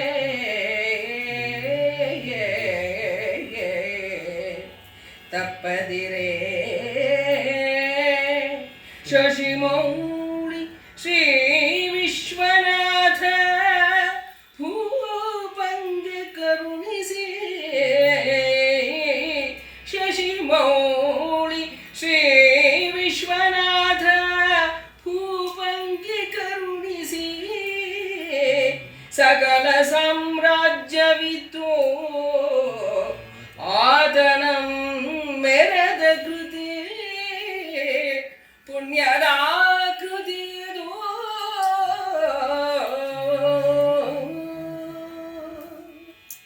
ಈಗ ಈ ಕಾವ್ಯ ಅದರ ಘನತೆ ಏನು, ಯಾರ ಬಗ್ಗೆ ಕಾವ್ಯ ಬರೆದಿದ್ದೀನಿ ಅನ್ನೋದನ್ನ ಈ ಒಂದು ಪದ್ಯದಲ್ಲಿ ಇಷ್ಟು ಸುಂದರವಾಗಿ ಹೇಳ್ತಾನೆ ಕವಿ. ನಾನು ಬರೆದಿರೋದು ವಸುಧಾಧಿಪತಿ ಹರಿಶ್ಚಂದ್ರ ಘನಸತ್ಯನೆಂದು ಒಸೆದು ವಾಸಿಷ್ಠನ ಅಂದರೆ ಇಂದ್ರನ ಸಭೆಯಲ್ಲಿ ವಸಿಷ್ಠರಿಗೆ ಮತ್ತು ಕೌಶಿಕ ವಿಶ್ವಾಮಿತ್ರ ಮುನಿಗಳಿಗೆ ವಾಗ್ವಾದ ನಡೆಯುತ್ತಲ್ಲ, ಆಗ ಈ ಭೂಮಿ ಮೇಲೆ ಹರಿಶ್ಚಂದ್ರನಂತಹ ಸತ್ಯವಂತ ಯಾರೂ ಇಲ್ಲ ಅಂತ ಹೇಳಿದಾಗ ಇಲ್ಲ ಅದನ್ನು ನಾನು ಸುಳ್ಳು ಮಾಡ್ತೀನಿ ಅಂತ. ಯಾಕಂದರೆ ವಿಶ್ವಾಮಿತ್ರ ಸ್ವಭಾವ ನಮಗೆ ಗೊತ್ತಿದೆ, ಏತಿ ಅಂದರೆ ಪ್ರೇತಿ ಅಂತ, ಯಾರೇನು ಹೇಳಿದ್ರೂ ಒಪ್ಪಲ್ಲ. ಅಂದರೆ ವಿಪರೀತ ಅವರಿಗೆ ಒಂದು ವಿಶೇಷವಾಗಿ ಈ ಹರಿಶ್ಚಂದ್ರ ಕಾವ್ಯದಲ್ಲಿ ವಿಶ್ವಾಮಿತ್ರ ಅವರ ಒಂದು ಗುಣ ಸ್ವಭಾವನ ರಾಘವಾಂಕ ಸ್ವಲ್ಪ ಹೀಗಳದ ಹಾಗೆ ಮಾಡಿದ್ದಾನೆ. ಯಾಕಂದರೆ ವಸಿಷ್ಠರನ್ನ ಹೇಗೆ ಅವರು ಬ್ರಹ್ಮ ಋಷಿಗಳಾಗಿದ್ದರು, ಈತನೂ ಬ್ರಹ್ಮ ಋಷಿನೇ ವಿಶ್ವಾಮಿತ್ರ, ಆದ್ರೂ ಇವನು ಸ್ವಲ್ಪ ಅಹಂ ಇತ್ತು, ಹೀಗೆಲ್ಲ ಆಡ್ತಿದ್ದ, ಮುಂಗೋಪಿ ಇದನ್ನೆಲ್ಲನೂ. ಆದರೆ ನಾವು ಆ ದೇವಡು ನರಸಿಂಹಶಾಸ್ತ್ರಿಗಳ ಆ ಮಹಾಬ್ರಾಹ್ಮಣ ಕಾದಂಬರಿ ಓದಿದಾಗ ಆ ವಿಶ್ವಾಮಿತ್ರನ ಸ್ವಭಾವ, ಅವನ ಹೇಗೆ ಅವನ ಪ್ರಯತ್ನದಿಂದ ಅವನು ಕ್ಷತ್ರಿಯನಾಗಿದ್ದವನು ಮಹಾಬ್ರಾಹ್ಮಣ ಆದ, ಅದಕ್ಕೆ ಅದು ಎಷ್ಟು ಪರಿನಲ್ಲಿ ಅಂದರೆ ಆಗಿನ ಕಾಲದಲ್ಲಿ ನಮಗೆ ಗೊತ್ತಿದೆ, ವರ್ಣಾಶ್ರಮದ ಕಾಲ, ಬ್ರಾಹ್ಮಣ ಕ್ಷತ್ರಿಯ ವೈಶ್ಯ ಮತ್ತು ಶೂದ್ರ 4 ವರ್ಣಗಳಿತ್ತು. ಆ 4 ವರ್ಣದಿಂದ ಒಂದು ವರ್ಣದಿಂದ ಮತ್ತೊಂದು ವರ್ಣಕ್ಕೆ ಹೋಗಬೇಕಾದ್ರೆ ಅದರದೇ ಆದ ಒಂದೊಂದು ಚೌಕಟ್ಟಿರ್ತಿತ್ತು. ಅದನ್ನೆಲ್ಲ ದಾಟಿ ಆ ಒಂದು ಅರ್ಹತೆ ಪಡೆದುಕೊಂಡ್ರೆ ಆ ಒಂದು ವರ್ಣಕ್ಕೆ ಹೋಗ್ಬೋದಾಗಿತ್ತು. ಅಂದರೆ ಇವಾಗಂತರ ಒಂದು ನಿಮಿಷಕ್ಕೆ ಕನ್ವರ್ಷನ್ ಆಗ್ಬಿಡ್ತೀವಿ ನಾವು, ಯಾವ ಜಾತಿಯಿಂದ ಯಾವ ಜಾತಿಗೆ ಅನ್ನೋ ಥರ ಇರಲಿಲ್ಲ ಆವಾಗ. ಅದು ವರ್ಣಾಶ್ರಮದ ಕಾಲ ಆದಕ್ಕೆ ಆ ಥರ ಪದ್ಧತಿ ಇತ್ತು. ಈಗ ಒಬ್ಬ ಬ್ರಾಹ್ಮಣ ಒಂದು ಕ್ಷತ್ರಿಯ ಆಗಬೇಕಾದ್ರೂ ಅಂಥ ಪರಿ ಅವ್ನು ಬಿಲ್ವಿದ್ಯೆ ಕಲ್ತ್ಕೋಬೇಕಾಗಿತ್ತು. ಅದೇ ಒಬ್ಬ ಕ್ಷತ್ರಿಯ ಬ್ರಾಹ್ಮಣ ಆಗಬೇಕಾದ್ರೆ ಅಂಥ ಪರಿ ಅವನು ವೇದ ವಿದ್ಯೆ ಕಲ್ತ್ಕೋಬೇಕಾಗಿತ್ತು. ಆ ರೀತಿ ತಪಸ್ಸು ಸಾಧನೆ ಇವುಗಳನ್ನೆಲ್ಲ ಮಾಡಬೇಕಾಗಿತ್ತು. ಹಾಗೇನೇನೆ ಅಂದರೆ ಎಲ್ಲ ಒಂದು ವರ್ಣದಿಂದ ಮತ್ತೊಂದು ವರ್ಣಕ್ಕೆ ಹೋಗಬೇಕಾದ್ರೆ ಏನೋ ಸುಮ್ಮನೆ ಹೀಗೆ ಹೋದೆ ಶುರು ಮಾಡಿದೆ ಅನ್ನೋ ಥರ ಇರ್ತಿರ್ಲಿಲ್ಲ. ಅದರ ಯೋಗ್ಯತೆನ ಸಂಪಾದನೆ ಮಾಡಿ ಆಮೇಲೆ ಅಲ್ಲಿಗೆ ಹೋಗಬೇಕಾಗಿತ್ತು. ಅದರೊಳಗೆ ನಮಗೆ ಮಹಾಬ್ರಾಹ್ಮಣದಲ್ಲಿ ಬಹಳ ಚೆನ್ನಾಗಿ ಆ ವಿಶ್ವಾಮಿತ್ರ ಪಟ್ಟ ಕಷ್ಟ, ಅದೆಷ್ಟು ತಪಸ್ ಮಾಡ್ತಾನೆ, ಏನೇನು ಪುಣ್ಯ ಗಳಿಸ್ತಾನೆ, ಎಂತೆಂಥ ಕಷ್ಟಗಳನ್ನು ಎದುರಿಸ್ತಾನೆ, ಎಲ್ಲವೂ ನಾವು ಓದಿದಾಗ ಆ ವಿಶ್ವಾಮಿತ್ರನ ಬಗ್ಗೆ ನಮಗೆ ನಿಜವಾಗ್ಲೂ ಬಹಳ ಬಹಳ ಗೌರವ ಬರುತ್ತೆ, ಆದರ ಬರುತ್ತೆ. ಇಲ್ಲಿ ಕವಿ ಏನು ಮಾಡಿದ್ದಾನೆ ಅಂದರೆ ಹರಿಶ್ಚಂದ್ರನ ಅವನ ಸತ್ಯಸಂಧತೆಯನ್ನು ಮೆರೆಸೋದಕ್ಕಾಗಿ ವಿಶ್ವಾಮಿತ್ರನ ಇಷ್ಟು ಕೋಪಿಷ್ಟ ಮಾಡಿ ಹೀಗೆಲ್ಲ ಅವನಿಗೆ ಈ ಥರ ಮಾಡ್ತಿದ್ದ ವಿಶ್ವಾಮಿತ್ರ ಕೆಟ್ಟವನು ಅನ್ನೋ ರೀತಿ ಹಾಗೆ ಪ್ರೊಜೆಕ್ಟ್ ಮಾಡಿದ್ದಾನೆ. ಅದರ ಕಡೆಯಲ್ಲಿ ಇವನು 50 ಕೋಟಿ ವರ್ಷ ಸಂಪಾದನೆ ಮಾಡಿದ ಪುಣ್ಯದ ಅರ್ಧ ಮುಕ್ಕಾಲು ಭಾಗ ಎಲ್ಲ ಹರಿಶ್ಚಂದ್ರನ್ಗೆ ಧಾರೆ ಎರಿತಾನೆ ಅನ್ನೋದು ಬರುತ್ತೆ. ಆ ಗುಣನೂ ಇವೊಂದು ತೋರಿಸ್ತಾನೆ ಕವಿ. ಅಂದರೆ ಇಲ್ಲಿ ಇಂಥ ಒಂದು ಹರಿಶ್ಚಂದ್ರ ಅಂತ ಘನ ಸತ್ಯವಂತನ ಕಾವ್ಯ ನಾನು ಬರೀತಾ ಇದ್ದೀನಿ ಅಂತ ಹೇಳಿ ಕವಿ ಅದರ ಘನತೆ ಹೇಳ್ತಾ ಇದ್ದಾರೆ. ನಡೆವರು ಎಡಹದೆ ಕುಳಿತರಡಹುವರೇ ಕಾವ್ಯಮಂ ನಡೆಸುವಾತಂ ರಸಾವೇಶ ಮರಹು ಆಲಸ್ಯವೆಡೆಗೊಳಲು ತಪ್ಪುಗಲ್ಲದೆ ಕಾವ್ಯಕರ್ತೃ ತಪ್ಪುವನೇ ಒಂದೆರಡು ಎಡೆಯೋಳು ಎಡೆವಾಯ್ದು ಬಂದ ತಪ್ಪಂ ಹಿಡಿದು ಸಾಧಿಸದೆ ಕಡೆತನಕ ಬಂದಲ್ಲೇ ಸಿಂಗೆ ತಲೆದೂಗೆ ತಲೆಯೊಡೆವುದೇ ಬೇರೆಯರಿಯದ ನೀರಸರನು ಏಕೆ ಪುಟ್ಟಿಸಿದನು ಅಬುಜ ಭವನೋ.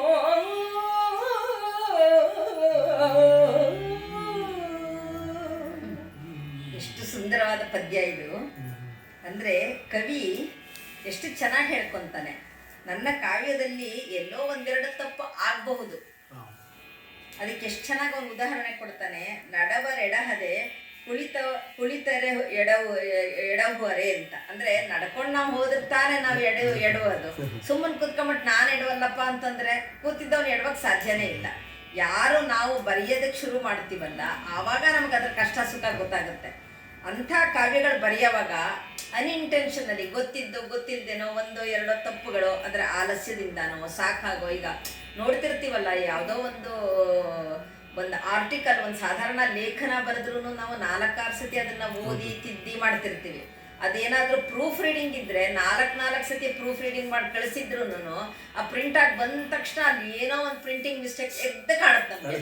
ಅಯ್ಯೋ, ಹಾಗಾದ್ರೆ ನಾ ಇಷ್ಟು ಓದಿದ್ದೇ ತಪ್ಪ, ನನಗೆ ಇಷ್ಟು ಕಾಣಿಸ್ಲೇ ಇಲ್ವಾ, ಇಂಥ ತಪ್ಪು ಮಾಡಿಬಿಟ್ಟು ಅನ್ನಿಸ್ತಿರುತ್ತೆ. ಅಂದರೆ ಈ ಕವಿ ಆದವನು ಸಾಕಾಗೋ ಬೇಕಾಗೋ ಒಂದು ಆಲಸ್ಯದಲ್ಲೋ ಎಲ್ಲೋ ಅಲ್ಲೊಂದು ಇಲ್ಲೊಂದು ತಪ್ಪು ಆಗುತ್ತೆ. ಆ ಥರ ತಪ್ಪಾದಾಗ ಅದನ್ನೇ ಹಿಡಿದು ಸಾಧಿಸ್ಬಾರ್ದು. ಇದರಲ್ಲಿರೋ ಒಳ್ಳೆ ಗುಣಗಳನ್ನು ತಗೊಂಡು ಆ ಒಂದೆರಡು ತಪ್ಪನ್ನ ಕ್ಷಮಿಸಿ ಅದನ್ನು ಬಿಟ್ಟು ಬಿಡಬೇಕು. ಬೇನೆ ಎರಿದ ನೀರಸರನ್ನು ಏಕೆ ಪುಟ್ಟಿಸಿದನೋ ಅಬುಜನು ಅಂತ. ಅಂದರೆ ಎಷ್ಟು ಚೆನ್ನಾಗಿ ಹೇಳ್ತಾನೆ ಅಂದರೆ, ಕೆಲವರಿಗೆ ಈ ಯಾವಾಗಲೂ ಕಾವ್ಯ ರಚನೆ ಅಂದರೆ ಸಾಧಾರಣ ನಾವೇನು ಹೇಳ್ತೀವಿ ಅಂದರೆ ಅದು ಒಂದು ರೀತಿ ಹೆರಿಗೆ ಅಂತ ಹೇಳ್ತೀವಿ. ಒಂದು ಸೃಷ್ಟಿ, ಒಂದು ಹೊಸ ಕಾವ್ಯದ ಸೃಷ್ಟಿ ಅಂದರೆ ಒಂದು ಮಗುವಿಗೆ ಜನ್ಮ ಕೊಟ್ಟ ಹಾಗೇನೆ ಅದು ಒಂದು ಸೃಷ್ಟಿ ಆಗುತ್ತೆ. ಆವಾಗ ಎಂತಹ ಬೇನೆನ ಆ ತಾಯಿ ಅನುಭವಿಸ್ತಾಳೆ ಅನ್ನೋದು ಅನುಭವಿಸಿದವ್ರಿಗೆ ಗೊತ್ತಿರುತ್ತೆ. ಹಾಗೆ ಕಾವ್ಯಗಳು ಅವ್ರು ಎಷ್ಟೇ ಪರಿಣಿತರಿರಲಿ, ಅವರು ಬಹಳ ಪಂಡಿತರಾಗಿರಲಿ, ಏನೇ ಇದ್ರೂ ಅದಕ್ಕೆ ಶ್ರಮ ಹಾಕಲೇಬೇಕು ಒಂದು ಕಾವ್ಯ ರಚನೆ ಮಾಡಬೇಕಾದ್ರೆ. ಅಂಥ ಕಾವ್ಯಗಳನ್ನು ರಚನೆ ಮಾಡಬೇಕಾದ್ರೆ ಒಂದೊಂದು ಪದ ಅದನ್ನು ಯೋಚನೆ ಮಾಡಿ ಬರೆಯುವಾಗ ಒಂದು ರೀತಿ ಅದು ಆ ಒಂದು ಲೇಬರ್ ಪೇಯ್ನು, ಆ ಹೆರಿಗೆ ನೋವನ್ನು ಅನುಭವಿಸಿ ಅಲ್ಲಿಂದ ಒಳಗಡೆಯಿಂದ ಬಂದು ಅದೊಂದು ಕಾವ್ಯ ಸೃಷ್ಟಿ ಆಗುತ್ತೆ. ಹಾಗಾಗಿ ಅಂಥ ಒಂದು ಬೇನೆನ ಕೆಲವ್ರಿಗೆ ಗೊತ್ತಾಗದೇ ಇಲ್ಲ, ಬರೀ ಎಲ್ಲದಕ್ಕೂ ಆಕ್ಷೇಪಣೆ ಮಾಡೋದಕ್ಕೆ ನೋಡ್ತಾರೆ. ಅಂಥವ್ರನ್ನ ಈ ಅಬುಜಭವ ಯಾಕಾರು ಹುಡ್ಸೋದ್ನು ಅಂತ ಹೇಳ್ತಾನೆ. ಅಂದರೆ ತನ್ನ ಕಾವ್ಯದಲ್ಲ ತಪ್ಪಿದ್ರೆ ಅದನ್ನ ನೀವು ಹೊಟ್ಟೆಗೆ ಹಾಕೊಳ್ಳಿ ಅಂತ ಹೇಳ್ತಾರಲ್ಲ, ಆ ಅರ್ಥದಲ್ಲಿ ಅದನ್ನು ಬಹಳ ಚೆನ್ನಾಗಿ ಹೇಳ್ತಾನೆ. ಎನಿದು ಸಿರಿ ಸಾರ್ದಣಂ ಮಾಡ್ಬಡಂ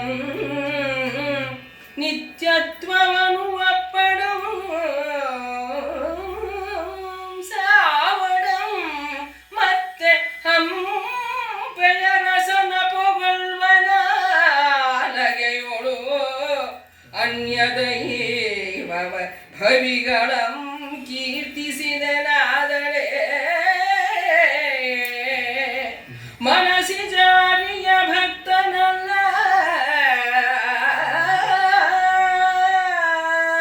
ತಾನೆನಿಪ ಬಿರುದಿನ ಕವಿಯನೆಪ ಹಂಪೆಯ ರಾಘವಾಂಕನು ಒಯ್ಯನೆ ಪೇಳ್ದನೆಂಬಾಗಳು ಈ ಕೃತಿಯನು ಆವ ಸಜ್ಜನರು ಕೊಂಡಾಡದಿಗರು.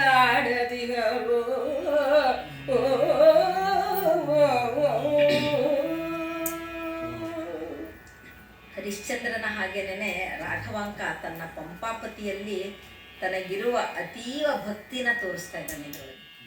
ನಾನು ಈ ಪಂಪಾಪತಿನ ಹೊಗಳದೆ ಅವನ ಬಗ್ಗೆ ಕಾವ್ಯ ಬರೀದೆ ಎನಿತು ಸಿರಿ ಸಾರ್ವಡಂ, ನನಗೆಷ್ಟೇ ಸಿರಿ ಬೇಕಾದವ್ರು ಕೊಡಲಿ ಅಥವಾ ಬಂದಿದ್ದು ಹೋಗಲಿ, ನಾನು ಇರಲಿ ಅಮರನಾಗಿರಲಿ ಅಥವಾ ನಾನು ಸಾವಡಂ ಸತ್ರುನು ನನ್ನ ನಾಲಿಗೆ ಈ ಪಂಪಾಪತಿನ ಹೊಗಳಿದೆಯಲ್ಲ ಈ ಕಾವ್ಯ ರಚನೆಯಲ್ಲಿ, ಅದನ್ನು ಬಿಟ್ಟು ಇನ್ಯಾರನ್ನೂ ಹೊಗಳಲ್ಲ.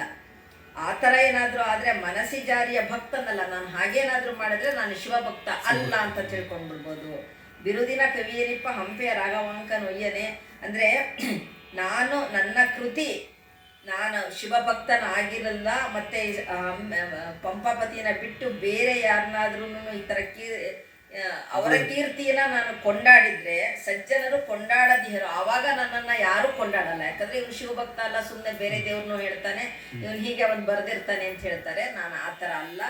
ಆ ಶಿವನ್ನ ಬಿಟ್ಟು ಪಂಪಾಪತಿನ ಬಿಟ್ಟು ನಾನು ಇನ್ನು ಯಾವ ದೇವರನ್ನು ಈ ನಾಲ್ಗೆನಲ್ಲಿ ಹೊಗಳಲ್ಲ ಅಂತ ಹೇಳಿ ಅಂಥ ಒಂದು ಮನಸ್ಸಿನ ಆ ಒಂದು ಭಕ್ತಿನ ಈ ರೀತಿ ಅವನು ಹೇಳ್ಕೊಂತಾನೆ.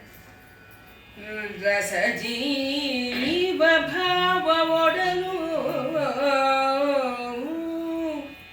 ಅರ್ಥವಯವ ಶಬ್ದ ವಿಸರವೇ ನುಡಿಯು ಅಲಂಕಾರವೇ ತೊಡಿಗೆಯು ತವೆಸು ಲಕ್ಷಣವೇ ಲಕ್ಷಣ ವಿಮಲ ಪದನ್ಯಾಸ ನಡೆ ರೀತಿ ಸುಕುಮಾರತೆ ರಸಿಕತನ ಸುಳಿ ಸುಖ ನಿಲಯವಂತಪ್ಪ ಈ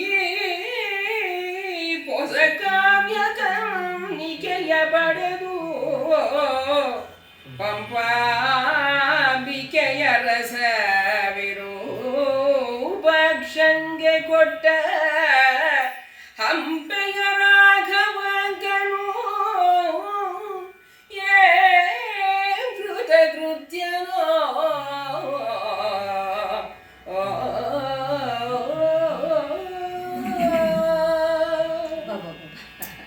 ಪೂರ್ತಿ ನಿಮ್ಮ ವಾಚನದಲ್ಲೇ ಎಲ್ಲ ಬಂದೋಯ್ತು. ಆ ರಾಘವಾಂಕ ವಿರೂಪಾಕ್ಷನ್ಗೆ ತಾನು ಏನು ಕೊಡ್ತಾ ಇದ್ದೀನಿ, ಅದರಿಂದ ತಾನು ಏನು ಕೃತಕೃತ್ಯನಾಗಿದ್ದೀನಿ ಅನ್ನೋದನ್ನ ಈ ಒಂದು ಪದ್ಯದಲ್ಲಿ ಎಷ್ಟು ಚೆನ್ನಾಗಿ ಹೇಳಿದ್ದಾನೆ ಅಂದರೆ, ಇದನ್ನ ಒಂದು ಕಾವ್ಯ ಕನ್ನಿಕೆ ಅಂತ ಹೇಳ್ತಾನೆ ಅವನು. ಈ ಕಾವ್ಯ ಕನ್ನಿಕೆನ ನಾನು ವಿರೂಪಾಕ್ಷನ್ಗೆ ಕೊಡ್ತಾ ಇದ್ದೀನಿ. ಈ ಕಾವ್ಯ ಕನ್ನಿಕೆ ಯಾರು? ರಸಜೀವ ಭಾವ.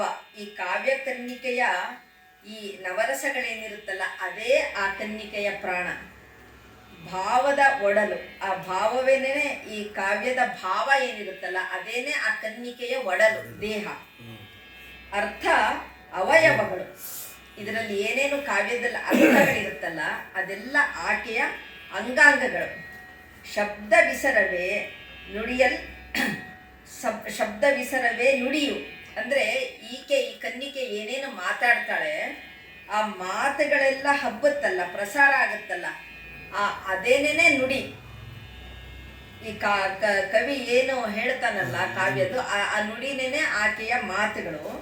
ಅಲಂಕಾರವೇ ತೊಡುಗೆಯು. ಕಾವ್ಯದಲ್ಲಿ ಅಲಂಕಾರ ಇಲ್ಲದೆ ಕಾವ್ಯ ಸಾಧ್ಯನೇ ಇಲ್ಲ. ಕಾವ್ಯದಲ್ಲಿ ಏನು ಅಲಂಕಾರಗಳು ಈ ಬೇರೆ ಬೇರೆ ಎಲ್ಲವೂ ಬರುತ್ತಲ್ಲ, ನವರಸಗಳು ಸೇರಿ ಮತ್ತು ಒಂದು ಪ್ರಾಸ ಇರ್ಬೋದು, ಅಥವಾ ಅದರೊಳಗೆ ಶೈಲಿ ಇರ್ಬೋದು, ಈ ಬೇರೆ ಬೇರೆ ಷಟ್ಪದಿಗಳಿರ್ಬೋದು, ಸಮಾಸಗಳಿರ್ಬೋದು, ಇವೆಲ್ಲ ಏನೇನು ಬರುತ್ತಲ್ಲ ಅವೆಲ್ಲನೂ ಆಕೆಯ ಉಡುಗೆ ತೊಡುಗೆ. ಸುಲಕ್ಷಣವೇ ಲಕ್ಷಣ ಅಂದರೆ ಕಾವ್ಯದ ಲಕ್ಷಣಗಳೇನಿರುತ್ತಲ್ಲ ಅದೇನೇ ಆ ಕನ್ನಿಕೆಯ ಲಕ್ಷಣ.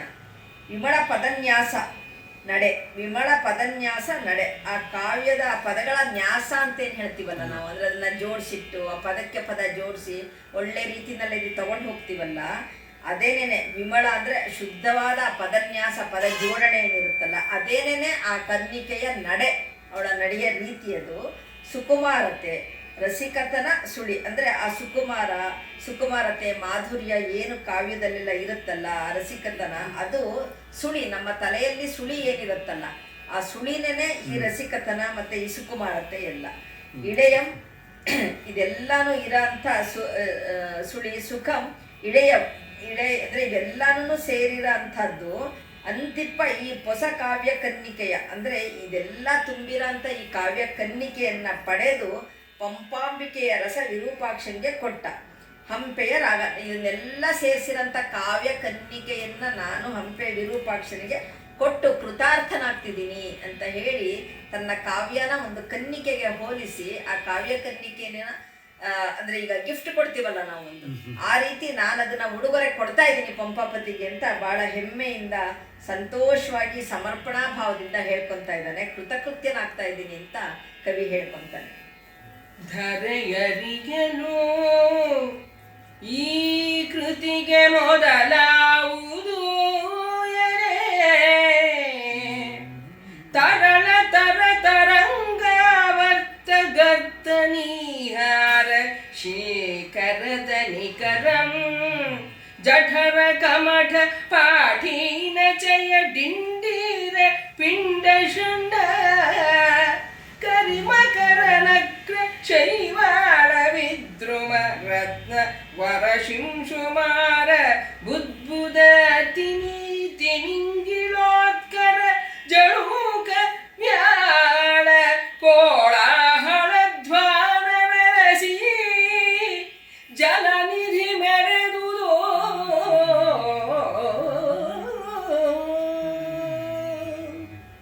ಇದರಲ್ಲಿ ಎಷ್ಟು ಚೆನ್ನಾಗಿ ಕವಿ ಹೇಳ್ತಾನೆ ಅಂದರೆ, ನಾವು ಕಥೆಗಳು ಹೇಳ್ತಿದ್ವಲ್ಲ, ಒಂದು ದೊಡ್ಡ ಊರಿರುತ್ತೆ, ಆ ಊರಲ್ಲಿ ಒಂದು ಚೆನ್ನಾಗಿರೋ ಬೀದಿ ಇರುತ್ತೆ, ಆ ಬೀದಿನಲ್ಲಿ ಒಂದು ಚೆನ್ನಾಗಿರೋ ಅರಮನೆ ಇರುತ್ತೆ ಅಂತ ಹೀಗೆ ಹೇಳ್ತಿರ್ತಿದ್ವಲ್ಲ ಸಣ್ಣ ಮಕ್ಕಳಾದಾಗ ನಾವು ಕತೆ ಹೇಳ್ತಾ. ಹಾಗೆ ಇಲ್ಲಿ ಹೇಳ್ತಾನೆ, ಭೂಮಿ ಮೇಲೆ ಒಂದು ಸುತ್ತಲೂ ಆವರಿಸಿರುವಂಥ ಸಮುದ್ರ, ಆ ಸಮುದ್ರದ ಮಧ್ಯ ಇದ್ದ ಒಂದು ಭೂಮಿ, ಒಂದು ಭೂಜಾಗ, ಭೂಪ್ರದೇಶ. ಆ ಸಮುದ್ರದಲ್ಲಿ ಏನೇನು, ಆ ಸಮುದ್ರ ಅಂದರೆ ಗೊತ್ತಿರುತ್ತೆ ನಮಗೆ, ಅದ್ರ ತುಂಬ ಅಲೆಗಳಿರುತ್ತೆ, ತರಂಗಗಳಿರುತ್ತೆ, ಸುಳಿ ಇರುತ್ತೆ, ನೊರೆ, ನೀರ್ಗುಳ್ಳೆ ಇವುಗಳೆಲ್ಲ ಇರುತ್ತೆ.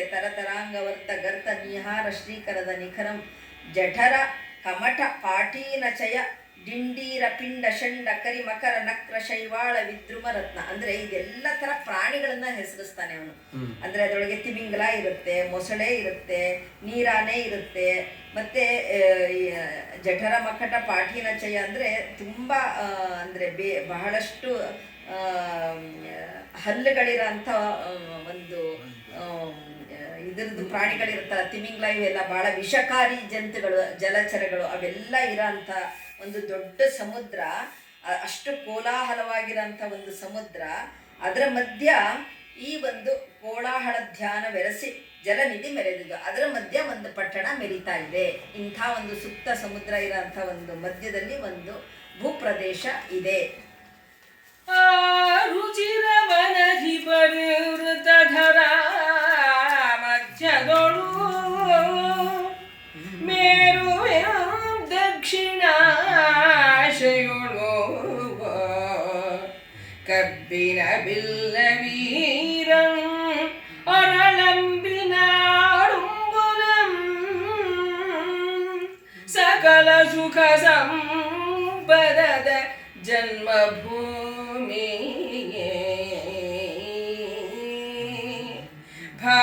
ಭಾರತೀಯ ನೆಲವೀಡು ಮಂಗಳ ನಿಜಗಾರ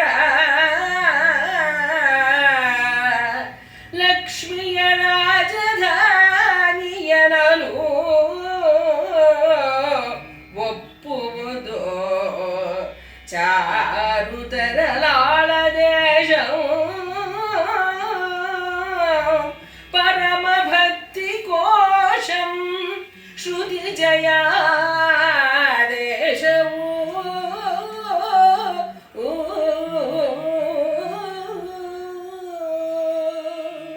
ಮತ್ತೆ ಆ ಪ್ರದೇಶನ, ಆ ವಸುದೆ, ಆ ಭೂಜಾಗವನ್ನ ಇನ್ನು ಇಷ್ಟು ಮುಂದುವರೆದು ವರ್ಣಿಸ್ತಾನೆ ಅಂದರೆ, ಆ ಸಮುದ್ರದಿಂದ ಪರಿವೃತ್ತವಾದ ಆ ಭೂಮಿ, ಅಲ್ಲಿ ಒಂದು ಮೇರು ಪರ್ವತ ಇದೆ. ಅದರ ದಕ್ಷಿಣಕ್ಕೆ ಕಬ್ಬಿನ ಬಿಲ್ಲ ಅಂದರೆ ಮನ್ಮಥ ವೀರನ ಅಳಂಬಿನ ಆಡಂಬೊಲಂ, ಆ ಮನ್ಮಥ ಆ ಜಾಗದಲ್ಲಿ ಓಡಾಡ್ತಿರ್ತಾನಂತೆ. ಅಂದರೆ ಅಷ್ಟು ಸುಂದರವಾದ ಪ್ರದೇಶ, ಮನ್ಮಥನ ವಿಹಾರ ಕ್ಷೇತ್ರ ಆಗಿತ್ತು ಅದು. ಸಕಲ ಸುಖ ಸಂಪದದ ಜನ್ಮಭೂಮಿ. ಆ ಭೂಮಿಯಲ್ಲಿ ಎಲ್ಲ ಥರ ಸೌಭಾಗ್ಯಗಳು, ಸಕಲ ಎಲ್ಲ ಸಂಪತ್ತು ಭರಿತವಾಗಿತ್ತದು. ಭಾರತೀಯ ನೆಲೆಬೀಡು ಅಂದರೆ ಶಾರದೆನೇ ಅಲ್ಲಿ ನೆಲೆಸಿದ್ಲು. ಶ್ರುತಿಚಯ ದೇಶವು ಅಲ್ಲಿ ಒಂದು ವೇದಗಳ ತವರೂರಾಗಿತ್ತು ಅದು. ಮಂಗಳ ಅಂಗಳ, ಅಲ್ಲಿ ಮಂಗಳ ಕಾರ್ಯಗಳು ನಡೀತಾ ಇತ್ತು. ಮಂಗಳದಂತಹ ಅಂಗಳ ಇತ್ತು ಅಲ್ಲಿ. ನಿಜಾಗಾರ ಲಕ್ಷ್ಮಿಯ ರಾಜಧಾನಿ ಅಂದರೆ ಲಕ್ಷ್ಮೀದೇವಿಯ ಸಿರಿ ಸಂಪತ್ತಿನ ರಾಜಧಾನಿಯೇ ಅದಾಗಿತ್ತು. ಆ ಒಂದು ಲಾಳ ದೇಶ ಅನ್ನೋದು ಮುಂದೆ ಹೇಳ್ತಾನೆ. ಆ ಲಾಳ ದೇಶದ್ದು ಮತ್ತೆ ವರ್ಣನೆ. ಆ ಲಾಳ ದೇಶ ಯಾವುದು ಅಂತ ಇವತ್ತು ಅದಕ್ಕೆ ಏನು ಕಾಂಟೆಂಪ್ರರಿ ಯಾವುದು ಅಂತ ಹೇಳಲಿಕ್ಕೆ ಗೊತ್ತಾಗ್ತಾ ಇಲ್ಲ. ಯಾಕಂದರೆ ಹಿಂದೆ ಬೇರೆ ಬೇರೆ ಹೆಸರು ಕೊಡ್ತಾ ಇದ್ರು, ಈಗ ಬೇರೆ ಬೇರೆ ಹೆಸರುಗಳಾಗಿರೋದಕ್ಕೆ ಎಲ್ಲ ಅವಾಗೆಲ್ಲ 56 ದೇಶ ಅಂತಿದ್ರು. 56 ದೇಶಗಳಿರ್ತಿತ್ತು. ಮತ್ತು ಎಷ್ಟೋ ಲೋಕಗಳು, 14 ಲೋಕಗಳು, ಅದು ಇದು ಅಂತೆಲ್ಲ ಪುರಾಣಗಳಲ್ಲಿ ಓದ್ತೀವಿ ನಾವು. ಹಾಗೆ ಅದರಲ್ಲಿ ಯಾವುದೋ ಒಂದು ಲಾಳ ದೇಶ ಅಂತ ಇರ್ಬೋದು. ಅದರ ಮಧ್ಯ ಮತ್ತೆ ಈ ಮುಂದೆ ಅಯೋಧ್ಯ ದೇಶನ, ಅಲ್ಲಿದ್ದಿದ್ದು ಒಂದು ರಾಜ್ಯ ಅಯೋಧ್ಯ ಅನ್ನೋದನ್ನ ಮುಂದೆ ಕವಿ ವರ್ಣಿಸ್ತಾನೆ. ಲಾಳ ದೇಶ ಮಧ್ಯಸ್ಥಳದೊಳು ಅದಟ ಭೂಪಾಲ ಬೆಸರಂತ ಪಂಕಜ ಸಖ ಕುಲದ ಪೀಳೆಯ ರಾಯಡ್ಗೆ ವೀರಸಿರಿ ಸಲನಲಿದು ಕೈಗೈದ ಜಯತಮಗದ ಮೇಲಿಟ್ಟ ರತ್ನ ಸಿಂಹಾಸನದ ಚೆಲುವಿನ ತ್ರೈಲೋಕ್ಯದೊಳಗೆ ಪ್ರತಿಗಿಲ್ಲವೆನಿಸಿಪ್ಪ ಕೀರ್ತ್ಯಾಳಾಪದಿಂದೆಸವ ಅಯೋಧ್ಯಾಪುರಂ ಮೆರವುದು ಏನೆಂಬೆರು ಅದರರಿವರು.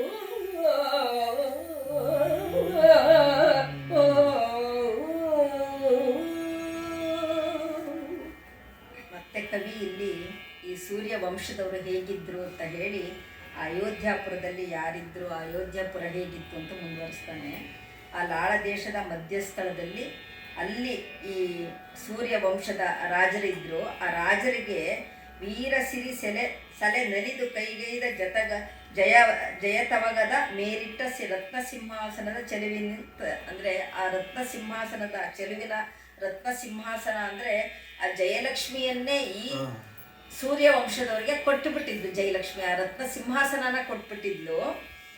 ತ್ರೈಲೋಕ್ಯದೊಳಗೆ 3 ಲೋಕದಲ್ಲೂ ಇವರ ಕೀರ್ತಿಗೆ ಸರಿಸಮಾನದಾದವರು ಯಾರೂ ಇಲ್ಲ ಅನ್ನೋ ಒಂದು ಅಯೋಧ್ಯಾಪುರದಲ್ಲಿ ಈ ಒಂದು ಸೂರ್ಯ ವಂಶ ಮೆರಿತಾ ಇತ್ತು. ಅಂಥ ಒಂದು ರಾಜವಂಶ ಈ ಅಯೋಧ್ಯ ನಗರದಲ್ಲಿ ಇರೋದನ್ನ ನಾನು ಏನಂತ ವರ್ಣಿಸ್ಲಿ ಅಂತ ಕವಿ ಹೇಳ್ತಾರೆ. ಈ ಅಯೋಧ್ಯನೇ ಅದು ಯಾವಾಗ್ಲೂ ಕೆಲವೆಲ್ಲ ನಾವು ಬರೆದಿಡದೇ ಇರ್ಬೋದು. ನಮ್ಮ ದೇಶದ ವಿಶೇಷ ಅದು. ಈಗ ಬೇರೆ ಫಾರಿನರ್ಸ್ ಆದ್ರೆ ಏನು ಪ್ರತಿಯೊಂದನ್ನು ರೆಕಾರ್ಡ್ ಮಾಡ್ತಾ ಹೋದ್ರು. ನಮ್ಮ ದೇಶ ಬರೇ ಹೀಗೆ, ಈಗ ಅಮೇರಿಕಾ ಹುಟ್ಟಿವತ್ತೆಲ್ಲ 400-500 ವರ್ಷ ಆಯಿತು. ಅದು ಒಂದು ರೆಕಾರ್ಡ್ ಮಾಡ್ಲಿಕ್ಕೆ ಆಗುತ್ತೆ.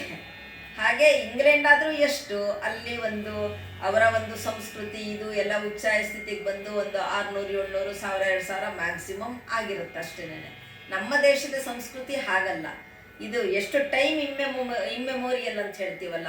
ಈಗ ಮಹಾಭಾರತ ನಡೆದೇನೆ 5000 ವರ್ಷ ಅಂತ ಹೇಳ್ತೀವಿ. ಅದ್ರ ಹಿಂದೆ ರಾಮಾಯಣ ನಡೀತು. ಹೀಗೆ ಅಂದರೆ 1000 ವರ್ಷಗಳ ಇತಿಹಾಸ ನಮ್ಮಲ್ಲಿರೋದು. ಎಲ್ಲಾನು ಈಗ ವೇದ ಅಂತೂ ಅದ್ರದ್ದು ಕಾಲ ಗೊತ್ತಿಲ್ಲ ಅಂತ, ಆದರೂ ಇವತ್ತಿಗೂ ವೇದ ಯಾಕೆ ಉಳ್ಕೊಂಡ್ಬಂದಿದೆ ಅಂದರೆ ಎಲ್ಲ ಶ್ರುತಿನಲ್ಲಿ ಬಂದಿದೆ ಎಲ್ಲ. ಹಾಗಾಗಿ ಇದು ಕೇಳಿ ಕೇಳಿ ಕೇಳಿ ಬಂದಿರೋದಕ್ಕೆ, ಅದನ್ನ ಹಾಗೆ ಆ ಪರಂಪರೆ ಮುಂದುವರಿಸ್ಕೊಂಡು ಬಂದಿರೋದಕ್ಕೆ ಇಲ್ಲಿ ಉಳಿದಿದೆ. ಎಲ್ಲ ಕಾಲದಲ್ಲೂ ಮತ್ತೆ ಬರೆದಿಟ್ಟಿರೋದೂ ಎಷ್ಟೋ ಹಾಳಾಗಿ ಹೋಗಿದೆ. ಅದು ಯಾವುದು ಇಲ್ಲದೆ ಇದ್ರೂ ಇವತ್ತಿಗೂ ಇಷ್ಟು ಉಳ್ಕೊಂಬಂದಿದೆ ಅಂದರೆ ಅದು ಎಲ್ಲ ಶ್ರುತಿಯಿಂದ ಹೀಗೆ ಬರ್ತಾ ಹೋಗ್ತಾ ಇದೆ. ಅದರಿಂದಾಗಿ ಈಗ ನಾವು ಅಯೋಧ್ಯ ಅನ್ನೋದು ಅದೇನೇನೆ ಲಾಳ ದೇಶ ಇರಬಹುದು. ಅದು ಅಂದರೆ ಕರೆಕ್ಟಾಗಿ ಅದು ನನಗೆ ಗೊತ್ತಿಲ್ಲ, ಹುಡುಕ್ತಾ ಇದ್ದೀನಿ, ಅದನ್ನು ನಾವು ನೋಡೋಣ ಎಲ್ಲರೂ ಸಿಗ್ಬಹುದು ಅಂತ. ಅಂದರೆ ಮುಂದೆ ಇವನು ಅಯೋಧ್ಯಾಪುರ ಅಂತ ಹೇಳ್ತಾನಲ್ಲ, ಆ ಒಂದು ದೊಡ್ಡ ರಾಜ್ಯ ಇರ್ಬೋದು. ಆ ರಾಜ್ಯದಲ್ಲಿ ಅಯೋಧ್ಯ ಅನ್ನೋದು ಒಂದು ಸಣ್ಣ ರಾಜ್ಯ ಇದ್ದಿರ್ಬೋದು, ಸಣ್ಣ ಊರಿರ್ಬೋದು, ರಾಜ್ಯ ಇರ್ಬೋದು. ಹೀಗೆ ಅದ್ರ ಬಗ್ಗೆ ಅವನು ಹೇಳ್ತಾನೆ. ಅಂದರೆ ಆ ರೀತಿ ನಮ್ಮ ದೇಶದಲ್ಲಿ ಎಲ್ಲವೂ ಸಂಸ್ಕೃತಿ ಉಳ್ಕೊಂಬಂದಿದ್ದು ಕೇಳಿ ಅದನ್ನ ಮುಂದಿನ ಪೀಳಿಗೆಗೆ ಹೇಳಿ ಆ ರೀತಿ ಮುಂದುವರೆದು ಬಂದಿದೆ. ಈಗ ನಮಗೆ ಗೊತ್ತಿರೋ ಹಾಗೆ ಈ ಪ್ರಪಂಚದಲ್ಲಿ ಹಳೆಯ ಸಂಸ್ಕೃತಿಗಳು ಎಲ್ಲವೂ ಅಳಿಸೋಗ್ಬಿಟ್ಟಿದೆ. ಉಳಿದಿರೋದೇನು ನಮ್ಮ ಭಾರತದ ಒಂದು ಸಂಸ್ಕೃತಿ, ಹಿಂದೂ ಸಂಸ್ಕೃತಿ. ಎರಡನೇದು ಚೀನಾ, ಅಲ್ಲಿ ಅಷ್ಟೋ ಇಷ್ಟೋ ಉಳಿದಿದೆ. ಯಾಕಂದ್ರೆ ಈಗ ನಾವು ಬೇರೆ ದೇಶಗಳಲ್ಲಿ all road runs to Rome ಅಂತಿದ್ರು. ಅಂದ್ರೆ ಅಂಥ ಒಂದು ಉಚ್ಛ್ರಾಯ ಸ್ಥಿತಿನಲ್ಲಿ ರೋಮ್ ಇತ್ತು. ಇವತ್ತು ಆ ರೋಮಿಗೆ ಹೋಗಿ ನೋಡಿದ್ರೆ ಏನೂ ಇಲ್ಲ, ಎಲ್ಲ ಹೀಗೆ ನಾವು ಹಾಳು ಹಂಪೆ ಅಂತೀವಲ್ಲ, ಅದಕ್ಕಿಂತ ಹಾಳು ಬಿದ್ದಿದೆ. ಅಂದ್ರೆ ಗ್ರೀಕರು, ಅಲ್ಲಿ ಗ್ರೀಕ್ ಸಂಸ್ಕೃತಿ ಇತ್ತಲ್ಲ, ಅವರು ನಮ್ಮ ಥರನೇನೆ ಈಗ ಸೌಂದರ್ಯಕ್ಕೊಂದು ದೇವರು, ವಿದ್ಯೆಗೊಂದು ದೇವರು, ಬುದ್ಧಿಗೊಂದು ದೇವರು, ಹೀಗೆಲ್ಲ ಈಗ ನಾವು ಸರಸ್ವತಿ, ಲಕ್ಷ್ಮಿ, ಪಾರ್ವತಿ ಎಲ್ಲದಕ್ಕೂ ಒಂದೊಂದು ದೇವರಿದ್ದಾಗೆ ಅವರಲ್ಲೂ ಇತ್ತು ಆ ಸಂಸ್ಕೃತಿ.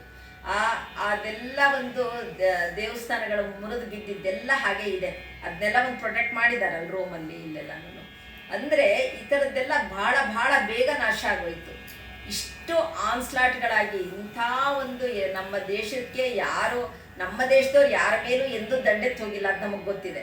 ಮತ್ತೆ ಯಾರು ನಮ್ಮ ದೇಶನ ದಂಡೆತ್ತಿ ಬರದೇ ಇರೋರೇ ಯಾರೂ ಇಲ್ಲ. ಪ್ರತಿಯೊಬ್ಬರೂ, ವಿಶೇಷವಾಗಿ ಯುರೋಪಿಯನ್ಸ್, ಅದಾದ್ಮೇಲೆ ಮೊಘಲರಂತೂ ನಿರ್ನಾಮ ಮಾಡಿದ್ರು.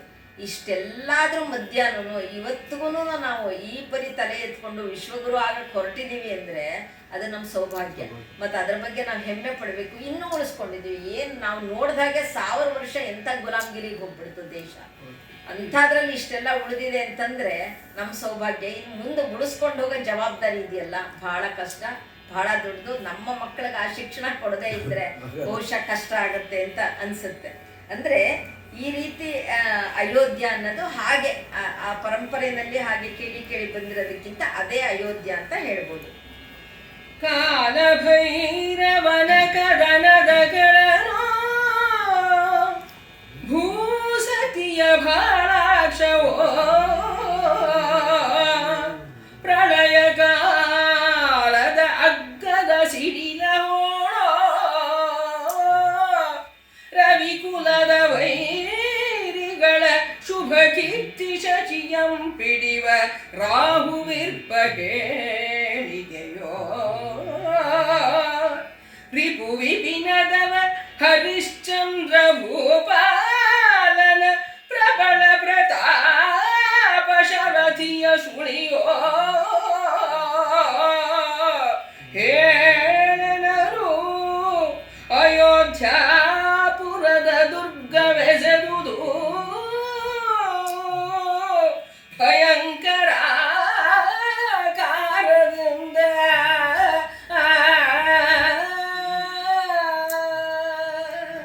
ಅದರ ಭಯಂಕರ ಆಕಾರ ರಾಗದಲ್ಲಿ ತೋರಿಸಿಬಿಟ್ವಿ. ಅಯೋಧ್ಯೆಯ ದುರ್ಗ ಅಂದರೆ ಅಯೋಧ್ಯೆಯ ಕೋಟೆಯಿಂದ ಕಟ್ಟಲ್ಪಟ್ಟಿರುತ್ತಲ್ಲ ಯಾವುದೇ ಒಂದು ರಾಜ್ಯ, ಸುತ್ತ ಕೋಟೆಯಿಂದ ಆವರಿಸ್ಕೊಂಡಿರುತ್ತೆ. ಆ ಕೋಟೆ ಹೇಗಿತ್ತು ಅನ್ನೋದನ್ನ ಕವಿ ಇಷ್ಟು ಚೆನ್ನಾಗಿ ಹೇಳ್ತಾನೆ. ಅಂದರೆ ಈ ಅಯೋಧ್ಯ ಮನು ಕಟ್ಟಿದ್ದು ಅಂತ. ಇಕ್ಷ್ವಾಕು ವಂಶದ ರಾಜ, ಅವರದ್ದು ರಾಜಧಾನಿ, ಅದರಲ್ಲಿ ಅದನ್ನು ಮನು ಕಟ್ಟಿದ್ದ. ಅಂದರೆ ಮನು ತನ್ನ ಮನಸ್ಸು ಮಾಡಿ ಈ ಒಂದು ರಾಜ್ಯ ಕಟ್ಟಿದ್ದ ಅಂತ ಹೇಳಿ ಅದನ್ನು ಹೇಳ್ತಾರೆ. ಆ ದುರ್ಗ ಹೇಗಿತ್ತು, ಆ ಸುತ್ತಲಿನ ಕೋಟೆ ಹೇಗಿತ್ತು ಅಯೋಧ್ಯದಲ್ಲಿ ಅನ್ನೋದನ್ನ ಕಾಲಭೈರವನ ಕದನದ ಕಳನು. ಅಂದರೆ ಒಬ್ಬ ಅಲ್ಲಿ ಕಾಲಭೈರವನೇ ತನ್ನ ಒಂದು ಕದನದ ಕಣ ಮಾಡ್ಕೊಂಬಿಟ್ಟಿದ್ದ ಅದನ್ನ ಅಂತ. ಅಷ್ಟು ಆ ರೀತಿಯಂಥ ಒಂದು ಕೋಟೆ ಆಗಿತ್ತು. ಭೂಸತಿಯ ಭಾಳಾಕ್ಷವು ಅಂದರೆ ಈ ಭೂದೇವಿಯ ಹಣೆಯ ಮಧ್ಯ ಇರೋಂಥ ಒಂದು ಅಕ್ಷಿ, ಕಣ್ಣಿನ ಥರ ಇತ್ತು ಆ ಒಂದು ಅರಮನೆ ಕೋಟೆ. ಪ್ರಳಯ ಕಾಲದ ಅಗ್ಗದ ಸಿಡಿಲ ಹೋಳು ಅಂದರೆ ಒಂದು ಶ್ರೇಷ್ಠವಾದ ಆ ಪ್ರಳಯ ಕಾಲದಲ್ಲಿ ಒಂದು ಸಿಡಿಲು ಬರುತ್ತಲ್ಲ, ಅದು ಹೋಳಾಗೇನೆ ಇಲ್ಲಿ ಬಿದ್ದಿತ್ತು. ಅಂದ್ರೆ ಅಷ್ಟು ಭಯಂಕರವಾಗಿ, ಅಷ್ಟು ಗಟ್ಟುಮುಟ್ಟಿಯಾಗಿ ಕಟ್ಟಿದ್ದ ಕೋಟೆಯಿಂದ ಆವರಿಸಿದ್ದು ಆ ಅಯೋಧ್ಯ. ರವಿಕುಲದ ವೈರಿಗಳ ಶುಭ ಕೀರ್ತಿ ಶಶಿಯಂ ಪಿಡಿವ ರಾಹು ವಿರ್ಪ ಹೇಳಿಗೆ. ಅಂದ್ರೆ ಈ ರವಿಕುಲದವರು ವೈರಿಗಳಿರ್ತಾರಲ್ಲ, ಆ ವೈರಿಗಳು ಅವರ ಕೀರ್ತಿ ಏನಿರುತ್ತಲ್ಲ, ಆ ಕೀರ್ತಿನ ಅಳಸೋದಕ್ಕೆ ಅಂತ ಹೇಳಿ ಚಂದ್ರನ್ಗೆ ರಾಹು ಹಿಡಿತಾನಲ್ಲ. ರಾಹು ಅಂದ್ರೆ ಒಂದರ್ಥ ಹಾವು ಅಂತಾನೂ ಬರುತ್ತೆ. ಆ ಹಾವುಗಳನ್ನೆಲ್ಲಾನು ಒಂದು ಹೇಳಿಗೆ ಅಂದ್ರೆ ಬುಟ್ಟಿನಲ್ಲಿ ಹಾಕಿಟ್ಟಿರ್ತಾರೆ ಆ ಊರಲ್ಲಿ. ಅಂದ್ರೆ ಆ ಊರಲ್ಲಿ ವೈರಿಗಳದ್ದು ಏನು ಕೀರ್ತಿ ಇರುತ್ತಲ್ಲ ಅದನ್ನೆಲ್ಲ ತೆಗೆದು ಹಾವಂತರ ಬುಟ್ಟಿ ಒಳಗೆ ಹಾಕಿಟ್ಟಿರ್ತಾರೆ. ಅಂದ್ರೆ ಅವರ ಕೀರ್ತಿನ ಆ ರೀತಿ ಇಟ್ಟುಬಿಟ್ಟಿರ್ತಾರೆ. ಅದು ಯಾವ ಕಾಲಕ್ಕೂ ಹೆಡೆ ಎತ್ತಬಾರದು. ಹಾಗೆ ರಿಪು ವಿಪನ ದವ ಅಂದ್ರೆ ಈಗ ವೈರಿಗಳನ್ನೇ ವನ ಅಂತ ತಗೊಂಡ್ರೆ ಆ ವನದ ದವ, ಆ ವನಕ್ಕೆ ಒಂದು ದಾವಾನಲ ಅಂತ ಹೇಳ್ತೀವಲ್ಲ, ಬೆಂಕಿ, ಆ ರೀತಿ ಇರುತ್ತೆ ಈ ಊರು. ಹರಿಶ್ಚಂದ್ರ ಭೂಪಾಲನ ಪ್ರಬಲ ಹರಿಶ್ಚಂದ್ರನ ಆ ಪ್ರಬಲವಾದ ಪ್ರತಾಪ ಸಾಗರದೋಪಾದಿಯಲ್ಲಿ ಇರುತ್ತೆ, ಶರದಿಯ ಥರ ಇರುತ್ತೆ. ಆ ಸುಳಿ ಅಂದರೆ ಈಗ ಕೋಟೆ ಕೊತ್ತಲುಗಳನ್ನು ಒಂದು ಸರ್ಕ್ಯುಲರ್ ಆಕಾರದಲ್ಲಿ ಕಟ್ಟಿರ್ತಾರೆ. ಅಂದರೆ ಶತ್ರುಗಳು ಸಲೀಸಾಗಿ ಬರಬಾರ್ದು ಅಂತ ಒಂದು ಸುಳಿ ಅಂತ ಹೀಗೆ ಗುಂಡು ಈಗಲೂ ನಾವು ಬೀದರಲ್ಲಾಗಲಿ ಬೇರೆ ಕಡೆ ಆಗಲಿ ನೋಡಿದ್ರೆ, ಶ್ರೀರಂಗಪಟ್ಟಣದಲ್ಲಾಗಲಿ ಇನ್ನೂ ಒಂದು ಸ್ವಲ್ಪ ಅವಶೇಷಗಳಿದೆಯಲ್ಲ ಅದರೊಳಗೆ ಗೊತ್ತಾಗುತ್ತೆ. ಹೀಗೆ ಚಿತ್ರದುರ್ಗದ ಕೋಟೆಗಳು ಇವೆಲ್ಲನೂ ಎಕ್ದಮ್ ಹೋಗಿ ಅಲ್ಲಿ ಅರಮನೆ ತಲುಪಕ್ಕೆ ಆಗಲ್ಲ, ಆ ಥರ ಇರುತ್ತೆ. ಸುಳಿಯೊಳ್ ಹೇಳಲ್ ಏನು ಅಯೋಧ್ಯಾಪುರದ ಅಂದರೆ ಅಯೋಧ್ಯಾಪುರದ ದುರ್ಗ ಹೇಗಿತ್ತು ಅನ್ನೋದನ್ನ ಇನ್ನು ಹೇಗೆ ಹೇಳಲಿ ನಾನು. ಆ ಶರದಿಯ ಅಂದರೆ ಅಷ್ಟು ಒಂದು ಪ್ರಬಲ ಪ್ರತಾಪ ಶರದಿಯ ಸುಳಿಯೊಳ್ ಅಂದರೆ ಇದ್ರದ್ದು ಸಾಗರದ ಒಂದು ಪ್ರತಾಪ ಒಂದು ಹೇಗಿತ್ತು, ಹರಿಶ್ಚಂದ್ರನ ಪ್ರತಾಪ ಹೇಗಿತ್ತಲ್ಲ ಹಾಗೆ ಆ ಒಂದು ಸಮುದ್ರದ ಒಂದು ಪ್ರತಾಪ ಹೇಗಿರುತ್ತಲ್ಲ ಅಬ್ಬರ, ಅದು ಸುಳಿಯೊಳು ಅಂದರೆ ಅದರೊಳಗಿರೋ ಸುಳಿನೂ ಆಗ್ಬೋದು. ಅಂದರೆ ಈ ರೀತಿ ಸುಳಿ ಇರುತ್ತಲ್ಲ, ಈ ಸುಳಿಗೆ ಅದನ್ನ ಹೋಲಿಸಿದ್ದಾರೆ ಅಂತ ಅನ್ಕೊಂತೀನಿ. ಹೌದು, ಯಾಕಂದ್ರೆ ರಾಮನ ಹಿಂದೆ ಹರಿಶ್ಚಂದ್ರ ಅಂದ್ರೆ 14 ತಲೆಮಾರು ಆದ್ಮೇಲೆ ರಾಮ ಬರ್ತಾನೆ. ಹರಿಶ್ಚಂದ್ರ ರಾಮನಿಗಿನ 14 ತಲೆಮಾರು ಹಿಂದೆ, ಅಂದ್ರೆ ಅಷ್ಟು ಹಿಂದಿಂದಿದು ಅಯೋಧ್ಯ ಪಟ್ಟಣ. ಸುರಪತಿಯ ಭೋಗವು ಅಗ್ನಿಯ ತೇಜವು ಅಂತಕನ ಭರದ ಅದಟು ನೈಋತಿಯ ಗಾಯ್ಬು ರತ್ನಾಕರೇಶ್ವರನ ಗಂಭೀರವು ಅನಿಲನ ಬಲಂ ವಿತ್ತಪನ ಸಿರಿ ರುದ್ರನುಗ್ರತ್ವವೋ ತರಣಿಯ ಪ್ರಭೆಯೇ ಧರೆಯ ಧೈರ್ಯ ಚಂದ್ರನ ಶಾಂತಿ ಬೆರಸಿ ರೂಪಾದುದೋ ಎನಿಸುವ ಹರಿಶ್ಚಂದ್ರ ಭೂವರನು ಆಪುರಕ್ಕೆ ಒಡೆಯನು ಹರಿಶರಧಿ ಒಡಬನು ಆರಾತಿ ಗಜ ಪಂಚಾಸ್ಯನೋ.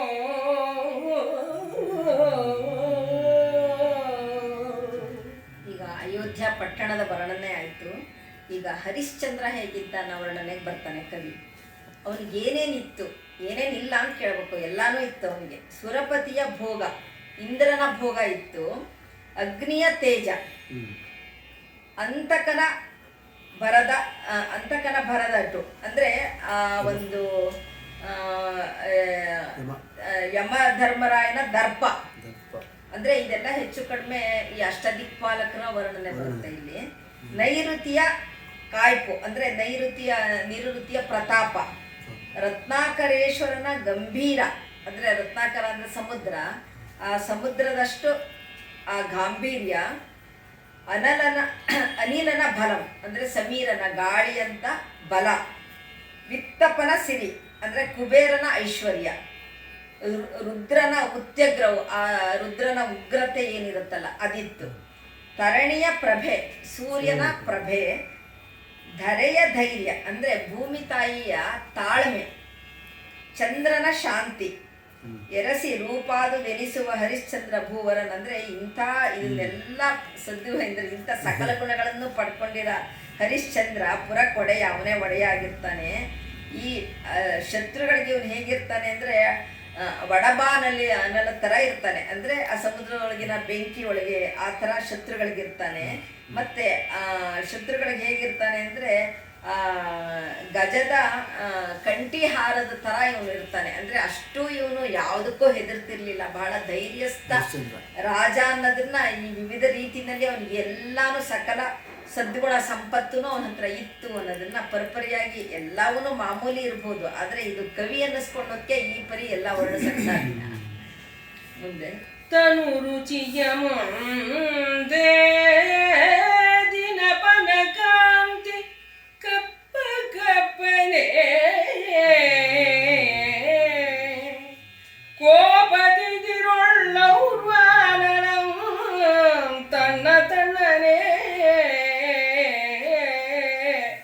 ಕೊಡುವ ಕೈಯಿದಿರೊಳ್ ಅಮರತರು ಮೆಲ್ಲ ಮೆಲ್ಲನೆ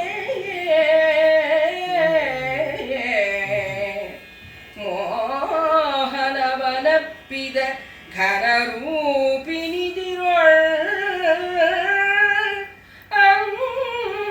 ಅಂಗಜರೂಪು ನೊಪ್ಪನೊಪ್ಪನೆ ಗಭೀರತೆ ಇದಿರಲಿ ಅಂಬುನಿಧಿ ತಳ್ಳನಲ್ಲನೆ ಶಾಂತಿ ಇದಿರ ಶಶಿ ಬೆಚ್ಚ ಬೆಚ್ಚನೆ ಹರಿಶ್ಚಂದ್ರನೆಸೆದಿದ್ದನು.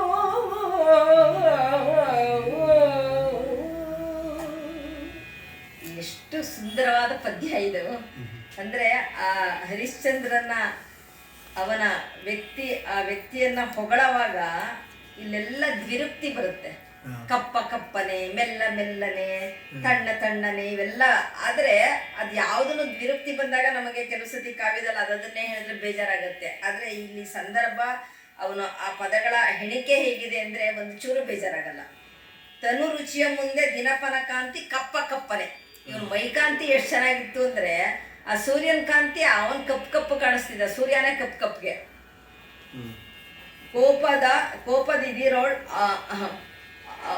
ಏನು ಔರ್ವಾನಳಂ ಅಂದರೆ ಇವನ ಕೋಪದ ಮುಂದೆ ಆ ಬಡಬಾಗ್ನಿನೇ ತಣ್ಣಗೆ, ಅದೇ ತಣ್ಣಗಿರ್ತಿತ್ತು. ಕೊಡುವ ಕೈ ಇದಿರೋಳ್ ಅಮರತರು ಮೆಲ್ಲ ಮೆಲ್ಲನೆ.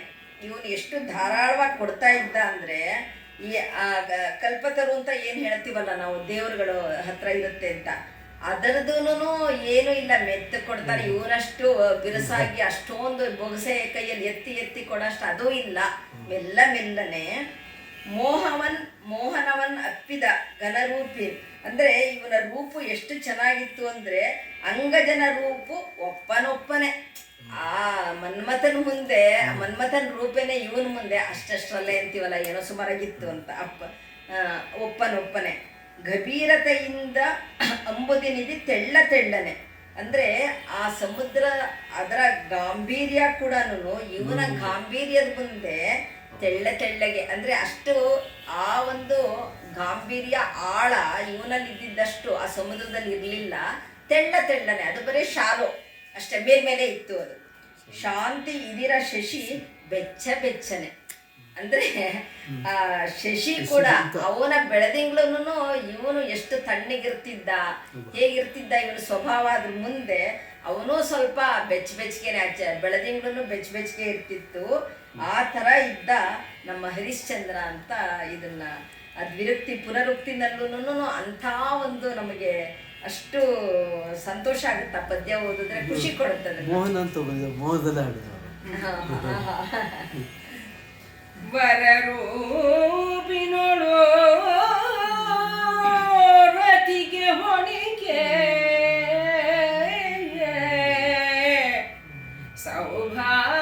ಸೌಭಾಗ್ಯದೋಳು ಸಿರಿಗೆ ಹೊಳಿಕೈ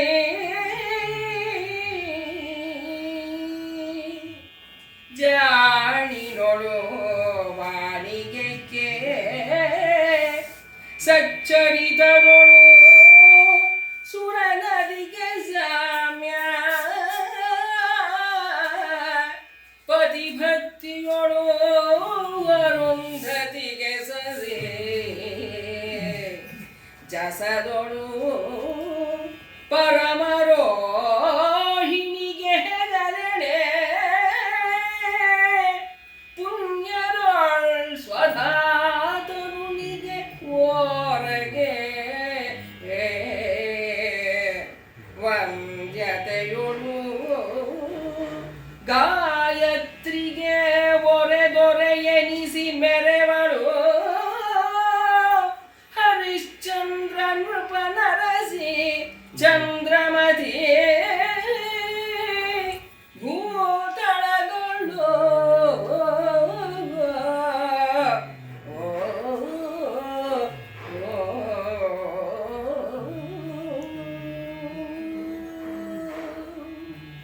ಅಂತಹ ಹರಿಶ್ಚಂದ್ರನಿಗೆ ಎಂತಹ ಪತ್ನಿ ಅಂದರೆ ಅರ್ಧಾಂಗಿಯವಳು ಅವನಿಗಿಂತಾನು ಹರಿಶ್ಚಂದ್ರನಿಗೆ ಎಲ್ಲ ರೀತಿಯಲ್ಲಿ ಅನುರೂಪವಾದ ಹೆಂಡತಿ. ಆ ಹೆಂಡತಿನ ಹೇಗೆ ವರ್ಣಿಸ್ತಾನೆ ಅಂದರೆ ಆ ರೂಪಲ್ಲಿ ಆಕೆ ರತಿಗೆ ಸಮನಾಗಿದ್ಲು, ಸೌಭಾಗ್ಯದಲ್ಲಿ ಲಕ್ಷ್ಮಿಗೆ ಹೊಯ್ಕೈ, ಜಾಣಿನೋಳು ವಾಣಿಗೆ ಅಂದರೆ ಸರಸ್ವತಿಯಷ್ಟು ಜಾಣೆ ಆಗಿದ್ಲು, ಮತ್ತು ಅವಳ ಸಚ್ಚಾರಿತ್ರ್ಯ ಸುರನದಿ ಗಂಗಾ ನದಿಗೆ ಹೋಲ್ತಾ ಇತ್ತು, ಅದಕ್ಕೂ ಸಾಮ್ಯ ಆಗಿತ್ತು. ಪತಿಭಕ್ತಿಗಳಂತೂ ಅರುಂಧತಿಗೆ ಸಮಳ ಆಗಿದ್ಲು. ಜಸದೊಳ್ ಪರಮ ರೋಹಿಣಿಗೆ ಆ ಚಂದ್ರನ ಹೆಂಡತಿ ರೋಹಿಣಿ ಏನಿದ್ಲಲ್ಲ ಆ ಕೀರ್ತಿನಲ್ಲಿ ಅವಳಿಗೆ ಯಶಸ್ಸಿನಲ್ಲಿ ಅವಳಿಗೆ ಸಮ ಆಗಿದ್ಲು. ಪುಣ್ಯದೊಳ್ ಸ್ವದಾ ತರಣಿ ಗೋರಗೆ ಅಂದರೆ ಆಗಲೇ ಹೇಳಿದಾಗೆ ಅಗ್ನಿಗೆ ಇಬ್ಬರು ಪತ್ನಿಯರು ಸ್ವಾಹ ಮತ್ತು ಸ್ವಧಾ. ಸ್ವಾಹ ಅಂದರೆ ಈ ನಾವು ಹೋಮ ಹವನ ಮಾಡಿದಾಗ ಏನು ಆಹುತಿ ಕೊಡ್ತೀವಲ್ಲ ಅದು ದೇವ್ರುಗಳಿಗೆ ಹೋಗೋದು ಸ್ವಾಹ. ಇದು ಪಿತೃ ಕಾರ್ಯಗಳು ಮಾಡ್ತೀವಲ್ಲ ಆವಾಗ ಏನು ಆಹುತಿ ಕೊಡ್ತೀವಲ್ಲ ಅದು ಸ್ವಧಾ ಅಂತ ಹೇಳ್ತಾರೆ. ಆ ಸ್ವಧಾಗೆ ಇವಳು ಓರ್ಗೆ ಅವಳಿದ್ದಾಗಿದ್ಲು. ಗಾಯತ್ರಿ ದೇವಿಗೆ ವಂದ್ಯತೆಯಳು ಅಂದರೆ ಪೂಜ್ಯಳು, ಗಾಯತ್ರಿಗೆ ಸಮಾನಾಗಿದ್ದು ಅವಳನ್ನ ಅಷ್ಟು ಒಂದು ಪೂಜ್ಯನೀಯಳಾಗಿದ್ದಳು ಗಾಯತ್ರಿ ಥರ. ಇಷ್ಟೆಲ್ಲ ಇಂಥ ಒಂದು ವಿಶೇಷತೆಯಿಂದ ಮೆರಿತಾ ಇದ್ಲು ರೂಪನ ಅರಸಿ ಚಂದ್ರಮತಿ. ಈ ಒಂದು ರಾಜ್ಯದಲ್ಲಿ ಅಂಥ ಒಂದು ಮಹಾರಾಣಿಯಾಗಿ ಹರಿಶ್ಚಂದ್ರನ ಪತ್ನಿಯಾಗಿದ್ಲು ಅವಳು ಅಂತ ಹೇಳ್ತಾನೆ. ತೊಡರ್ವರಾಯರನು ಒರೆಸಿದ ಬೆನೆಂದು ನುಡಿ ನುಡಿದು ನುಡಿಗಲಿದು ರಣದೊಳಂತವರ ಸರ್ವಸ್ವ ಪಿಡಿದು ನಿಂದಿರಗಲಿದು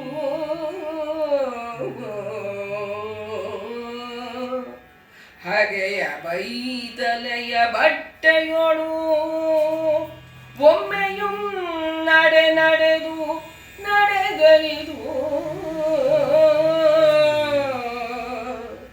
ರಿಪುಗಳಲ್ಲಿ ಕಪ್ಪವ ಬಿಡದೆ ಕೊಂಡು ಉಣಕಲಿದು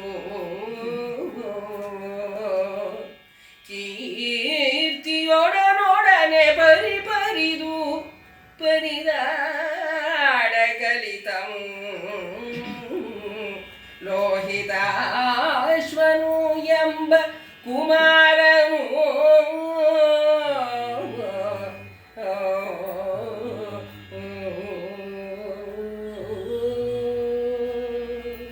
ಅದ್ಭುತವಾದ ಪದ್ಯ ಇದು. ಈಗ ಚಂದ್ರಮತಿ ರಾಣಿ ಹೇಗಿದ್ಲು ಅಂತ ಹೇಳ್ದ, ಮುಂದೆ ಅವರ ಮಗ ಲೋಹಿತಾಶ್ವ ಅವನು ಹೇಗಿದ್ದ ಅನ್ನೋದನ್ನ ಕವಿ ವರ್ಣಿಸ್ತಾನೆ.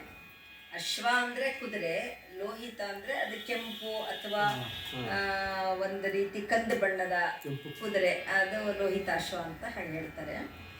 ಅವನು ಹೇಗಿದ್ದ ಅಂದರೆ ರೋಹಿತಾಶ್ವ ಅಂತಾನು ಹೇಳ್ತಾರೆ, ಲೋಹಿತಾಶ್ವ ಅಂತಾನು ಹೇಳ್ತಾರೆ.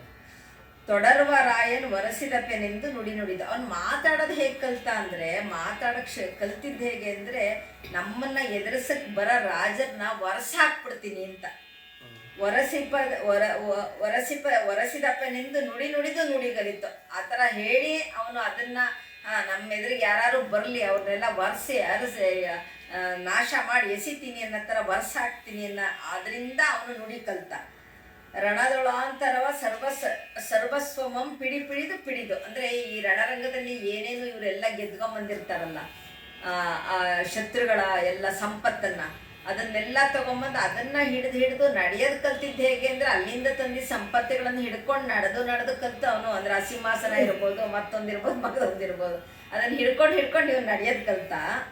ಹಾಗೇನೇ ಬೈತಲೆಯ ಕಲಿತು ಹಗೆಯ ಬೈತಲೆಯ ಬಟ್ಟೆಯೊಳು ನಡೆದು ನಡೆಗಲಿತು. ಅಂದರೆ ವೈರಿಗಳಿರ್ತಾರಲ್ಲ ಅವರ ಬೈತಲೆಯಲ್ಲಿ ನಡೆದು ಆ ರೀತಿ ಅವನ ನಡೆ ಕಲ್ತ ಅಂತ. ಅಂದ್ರೆ ಒಂದೊಂದನ್ನು ಕವಿ ಅದ್ ಯಾವ ತರ ಲೋಹಿತಾಶ್ವನ್ನ ವರ್ಣಿಸ್ತಾನೆ. ಅವನು ನಿಂತಿದ್ದ ಹೇಗೆ, ಕೂತಿದ್ದ ಹೇಗೆ, ನಡೆದಿದ್ದ ಹೇಗೆ, ಎಲ್ಲಿ ಮಾತಾಡಿದ್ ಯಾವುದು ಫಸ್ಟ್ ಮೊದಲನೇ ಪದಗಳು ಅಂತ. ರಿಪುಗಳಲ್ಲಿ ಕಪ್ಪವಂ ಬಿಡದೆ ಕೊಂಡು ಉಣಕಲಿತು ಅಂದ್ರೆ ಆ ಶತ್ರುಗಳ ಹತ್ರ ಏನು ಕಪ್ಪ ಕಾಣಿಕೆ ತಗೊಂಡಿರ್ತಾರಲ್ಲ, ಈ ಹಿಡ್ಕೊಂಡು ಅದು ತಂದು ಇಟ್ಟು ಅದರಿಂದ ಅವನು ಉಣ್ಣದ್ ಕಲ್ತ್ಕೊಂಡ, ಊಟ ಮಾಡೋದ್ ಕಲ್ತ. ಕೀರ್ತಿಯೊಡನೆ ಪರಿದಾಡ ಕಲಿತಂ ಲೋಹಿತಾಶ್ವನೆಂಬ ಕುಮಾರನು.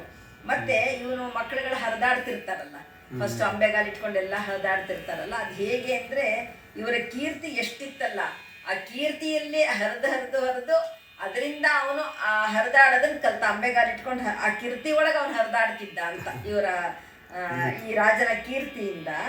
ಆ ರೀತಿ ಇದ್ದ ಆ ಲೋಹಿತಾಶ್ವ ಅಂತ ಆ ಲೋಹಿತಾಶ್ವನ ವರ್ಣನೆ ಮಾಡ್ತಾನೆ ಕವಿ. ತ್ಯಾಗಕ್ಕೆ ಬುಧನ ತಣಿವವಧಿ ರಾಜ್ಯಕ್ಕೆ ಏಳು ಸಾಗರದ ತಡಿಯವಧಿ ಭಕ್ತಿಗೆ ಈಶ್ವರನ ತಲೆದೂಗಿಸುವುದು ಅವಧಿ. ಕೀರ್ತಂಗನೆಯ ಸುಳಿವಿಂಗೆ ಮೂಲೋಕಮವಧಿ ವಿಪುಲ ಭೋಗಕ್ಕೆ ಸರ್ವ ಸುಖಮವಧಿ ವೀರಕ್ಕೆ ಭೂಭಾಗದೊಳ್ ನಿಷ್ಕಂಟಕತ್ವವೇ ಅವಧಿತನಾಗಿ ಕಿರಿಯರ ಸುತನಮಂ ಮಾಡುತ್ತಿದ್ದನು ಹರಿಶ್ಚಂದ್ರ ಭೂನಾಥನು.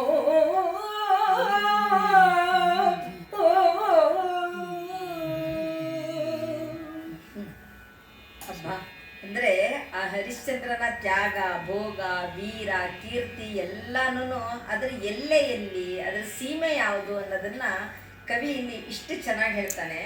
ಅವನ ತ್ಯಾಗ ಅಂದ್ರೆ ಎಷ್ಟು ಉದಾರವಾಗಿ ಒಂಥರ ಅತಿಶಯೋಕ್ತಿ ಅಲಂಕಾರ ಅಂತ ಹೇಳ್ಬೋದು ಇದನ್ನ.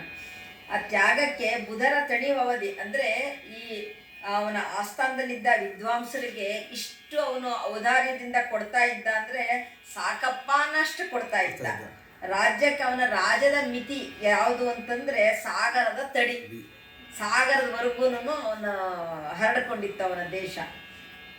ಭಕ್ತಿಗೀಶ್ವರನ ತಲೆ, ಅವನ ಭಕ್ತಿ ಎಷ್ಟು ಮಟ್ಟಕ್ಕಿತ್ತು ಅಂದ್ರೆ ಆ ಈಶ್ವರನೇ ಮೆಚ್ಚಿ ತಲೆ ದೂಗ್ಬಿಡ್ಬೇಕಪ್ಪ ಅಂದ್ರೆ ಎಲ್ಲದರಲ್ಲೂ ಅಂತಹವಾದ ಅತಿಶಯೋಕ್ತಿ. ಕೀರ್ತಿ ಅಂಗನೆಯ ಸುಳಿವಿಂಗೆ ಮೂಲೋಕದ ಅವಧಿ, ಅವನ ಕೀರ್ತಿ ಎಲ್ಲಿವರೆಗೆ ಹರಡಿತ್ತು ಅಂದ್ರೆ 3 ಲೋಕ. ವಿಪುಲ ಭೋಗಕ್ಕೆ ಸರ್ವ ಸುಖವ ಅವಧಿ ಅಂದ್ರೆ ಅವನ ಅಪಾರವಾದ ಆ ಸುಖ ಭೋಗನೇ ಅವನಿಗೆ ಎಷ್ಟು ಸಂಪತ್ತಿತ್ತು ಅನ್ನೋದನ್ನು ತೋರಿಸ್ತಾ ಇತ್ತು. ವೀರಕ್ಕೆ ಭೂಭಾಗದಳು ನಿಷ್ಕಂಟಕತ್ವವೇ ಅವಧಿ. ಇದು ಎಷ್ಟು ಚೆನ್ನಾಗಿದೆ ಅಂದ್ರೆ ಇವನ ವೀರತನ ಹೇಗಿತ್ತು ಅಂದ್ರೆ ಇವನಿಗೆ ಯಾರು ವೈರಿಗಳೇ ಇರಲಿಲ್ಲ. ಯಾಕಂದ್ರೆ ಎಲ್ಲಾ ವೈರಿನೂ ಸದೆ ಬಡಿದು ಬಿಟ್ಟಿದ್ದ ಅಥವಾ ಇವನ ಹತ್ರ ಬರೋದಕ್ಕೆ ಅವ್ರು ಹೆದರ್ಕೊಂತಿದ್ರು. ಹಾಗಾಗಿ ಇವನ ನಿಷ್ಕಂಟಕತ್ವ ಏನಿರುತ್ತಲ್ಲ, ಇವನ್ ಯಾರು ವೈರಿಗಳೇ ಇರಲ್ಲ ಅಂದ್ರೆ ಅದೇ ಒಂದು ಎಲ್ಲೆ, ಇವನದು ಮಿತಿ, ಇವನ ಎಲ್ಲೆ ಹೇಗಿತ್ತು ಅನ್ನೋದನ್ನ ಇಷ್ಟು ಸುಂದರವಾಗಿ ಚೆನ್ನಾಗಿ ಕವಿ ವರ್ಣಿಸಿದಾನೆ. ಅಂತ ಒಂದು ಹರಿಶ್ಚಂದ್ರ ಭೂಪನು ಅಲ್ಲಿ ರಾಜ್ಯ ಆಳ್ತಿದ್ದ ಅಂತ. ಅಂದ್ರೆ ಮುಂದೆ ಅವನು ಯಾವ್ಯಾವ ರೀತಿ ತೊಂದರೆಗಳಿಗೆ ಒಳಗಾಗ್ತಾನೆ, ಏನೇನಾಗ್ತಾನೆ ಅನ್ನೋದಕ್ಕೆ ಮುಂಚಿತವಾಗಿ ಇದು ಪೀಠಿಕೆನಲ್ಲಿ ಅವನು ಇದ್ದಿದ್ದು ಹೇಗೆ, ಅವನ ವೈಭವ ಹೇಗಿತ್ತು, ಅವನು ಹೇಗಿದ್ದ, ಅವನ ಒಂದು ಸ್ವಭಾವ ಹೇಗಿತ್ತು, ಅವನ ಸಂಪೂರ್ಣ ಚಿತ್ರಣ ಆ ಅಯೋಧ್ಯಾದ ಚಿತ್ರಣ ಇವನ್ನೆಲ್ಲ ಕವಿ ನಮಗೆ ಇಷ್ಟು ಚೆನ್ನಾಗಿ ಕಟ್ಕೊಡ್ತಾನೆ. ಇಂಥ ರಾಜನ ಮುಂದೆ ಏನಾಯಿತು ಅನ್ನೋದನ್ನ ತೋರಿಸ್ಲಿಕ್ಕೆ ಇದೆಲ್ಲ ಹೇಳ್ತಾ ಹೋಗ್ತಾರೆ. ಅಲ್ಲಿಗೆ ಈ ಮೊದಲನೇ ಸ್ಥಳ ಸಂಪನ್ನ ಆಯಿತು. ಮಂಗಳ ನಾನು ದೀಪ ಚಕ್ಕೋಬೇಕು 6 ಗಂಟೆ ಅಷ್ಟೇ. ಶ್ರೀಪತಿಗೆ ಸೊಬಗನು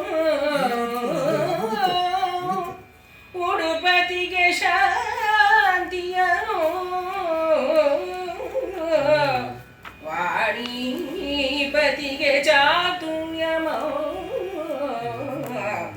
ದಿವಸ್ಪತಿಗೆ ಪ್ರತಾಪಮೋ ಸುರಪತಿಗೆ ಭೋಗಮೋ ಪ್ರತಿಪತಿಗೆ ಮೂಲೋಕವಾವರಿಸುವ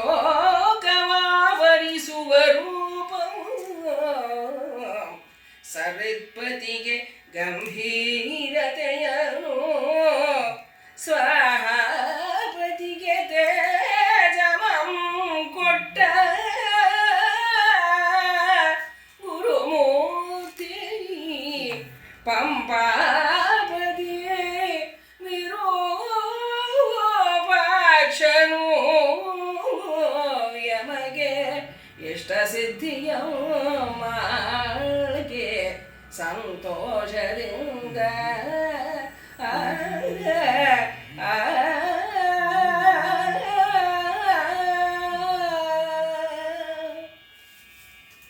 ಕೊನೆ ಪದ್ಯ ತುಂಬ ಚೆನ್ನಾಗಿತ್ತು ಹೇಳಿದ್ರು. ತ್ಯಾಗಕ್ಕೆ ಇದೆಯಲ್ಲ ಹೌದು. ಅದು ಹಿಂದೆ ಮಂಗಳ ಮತ್ತು ಸೌಭಾಗ್ಯ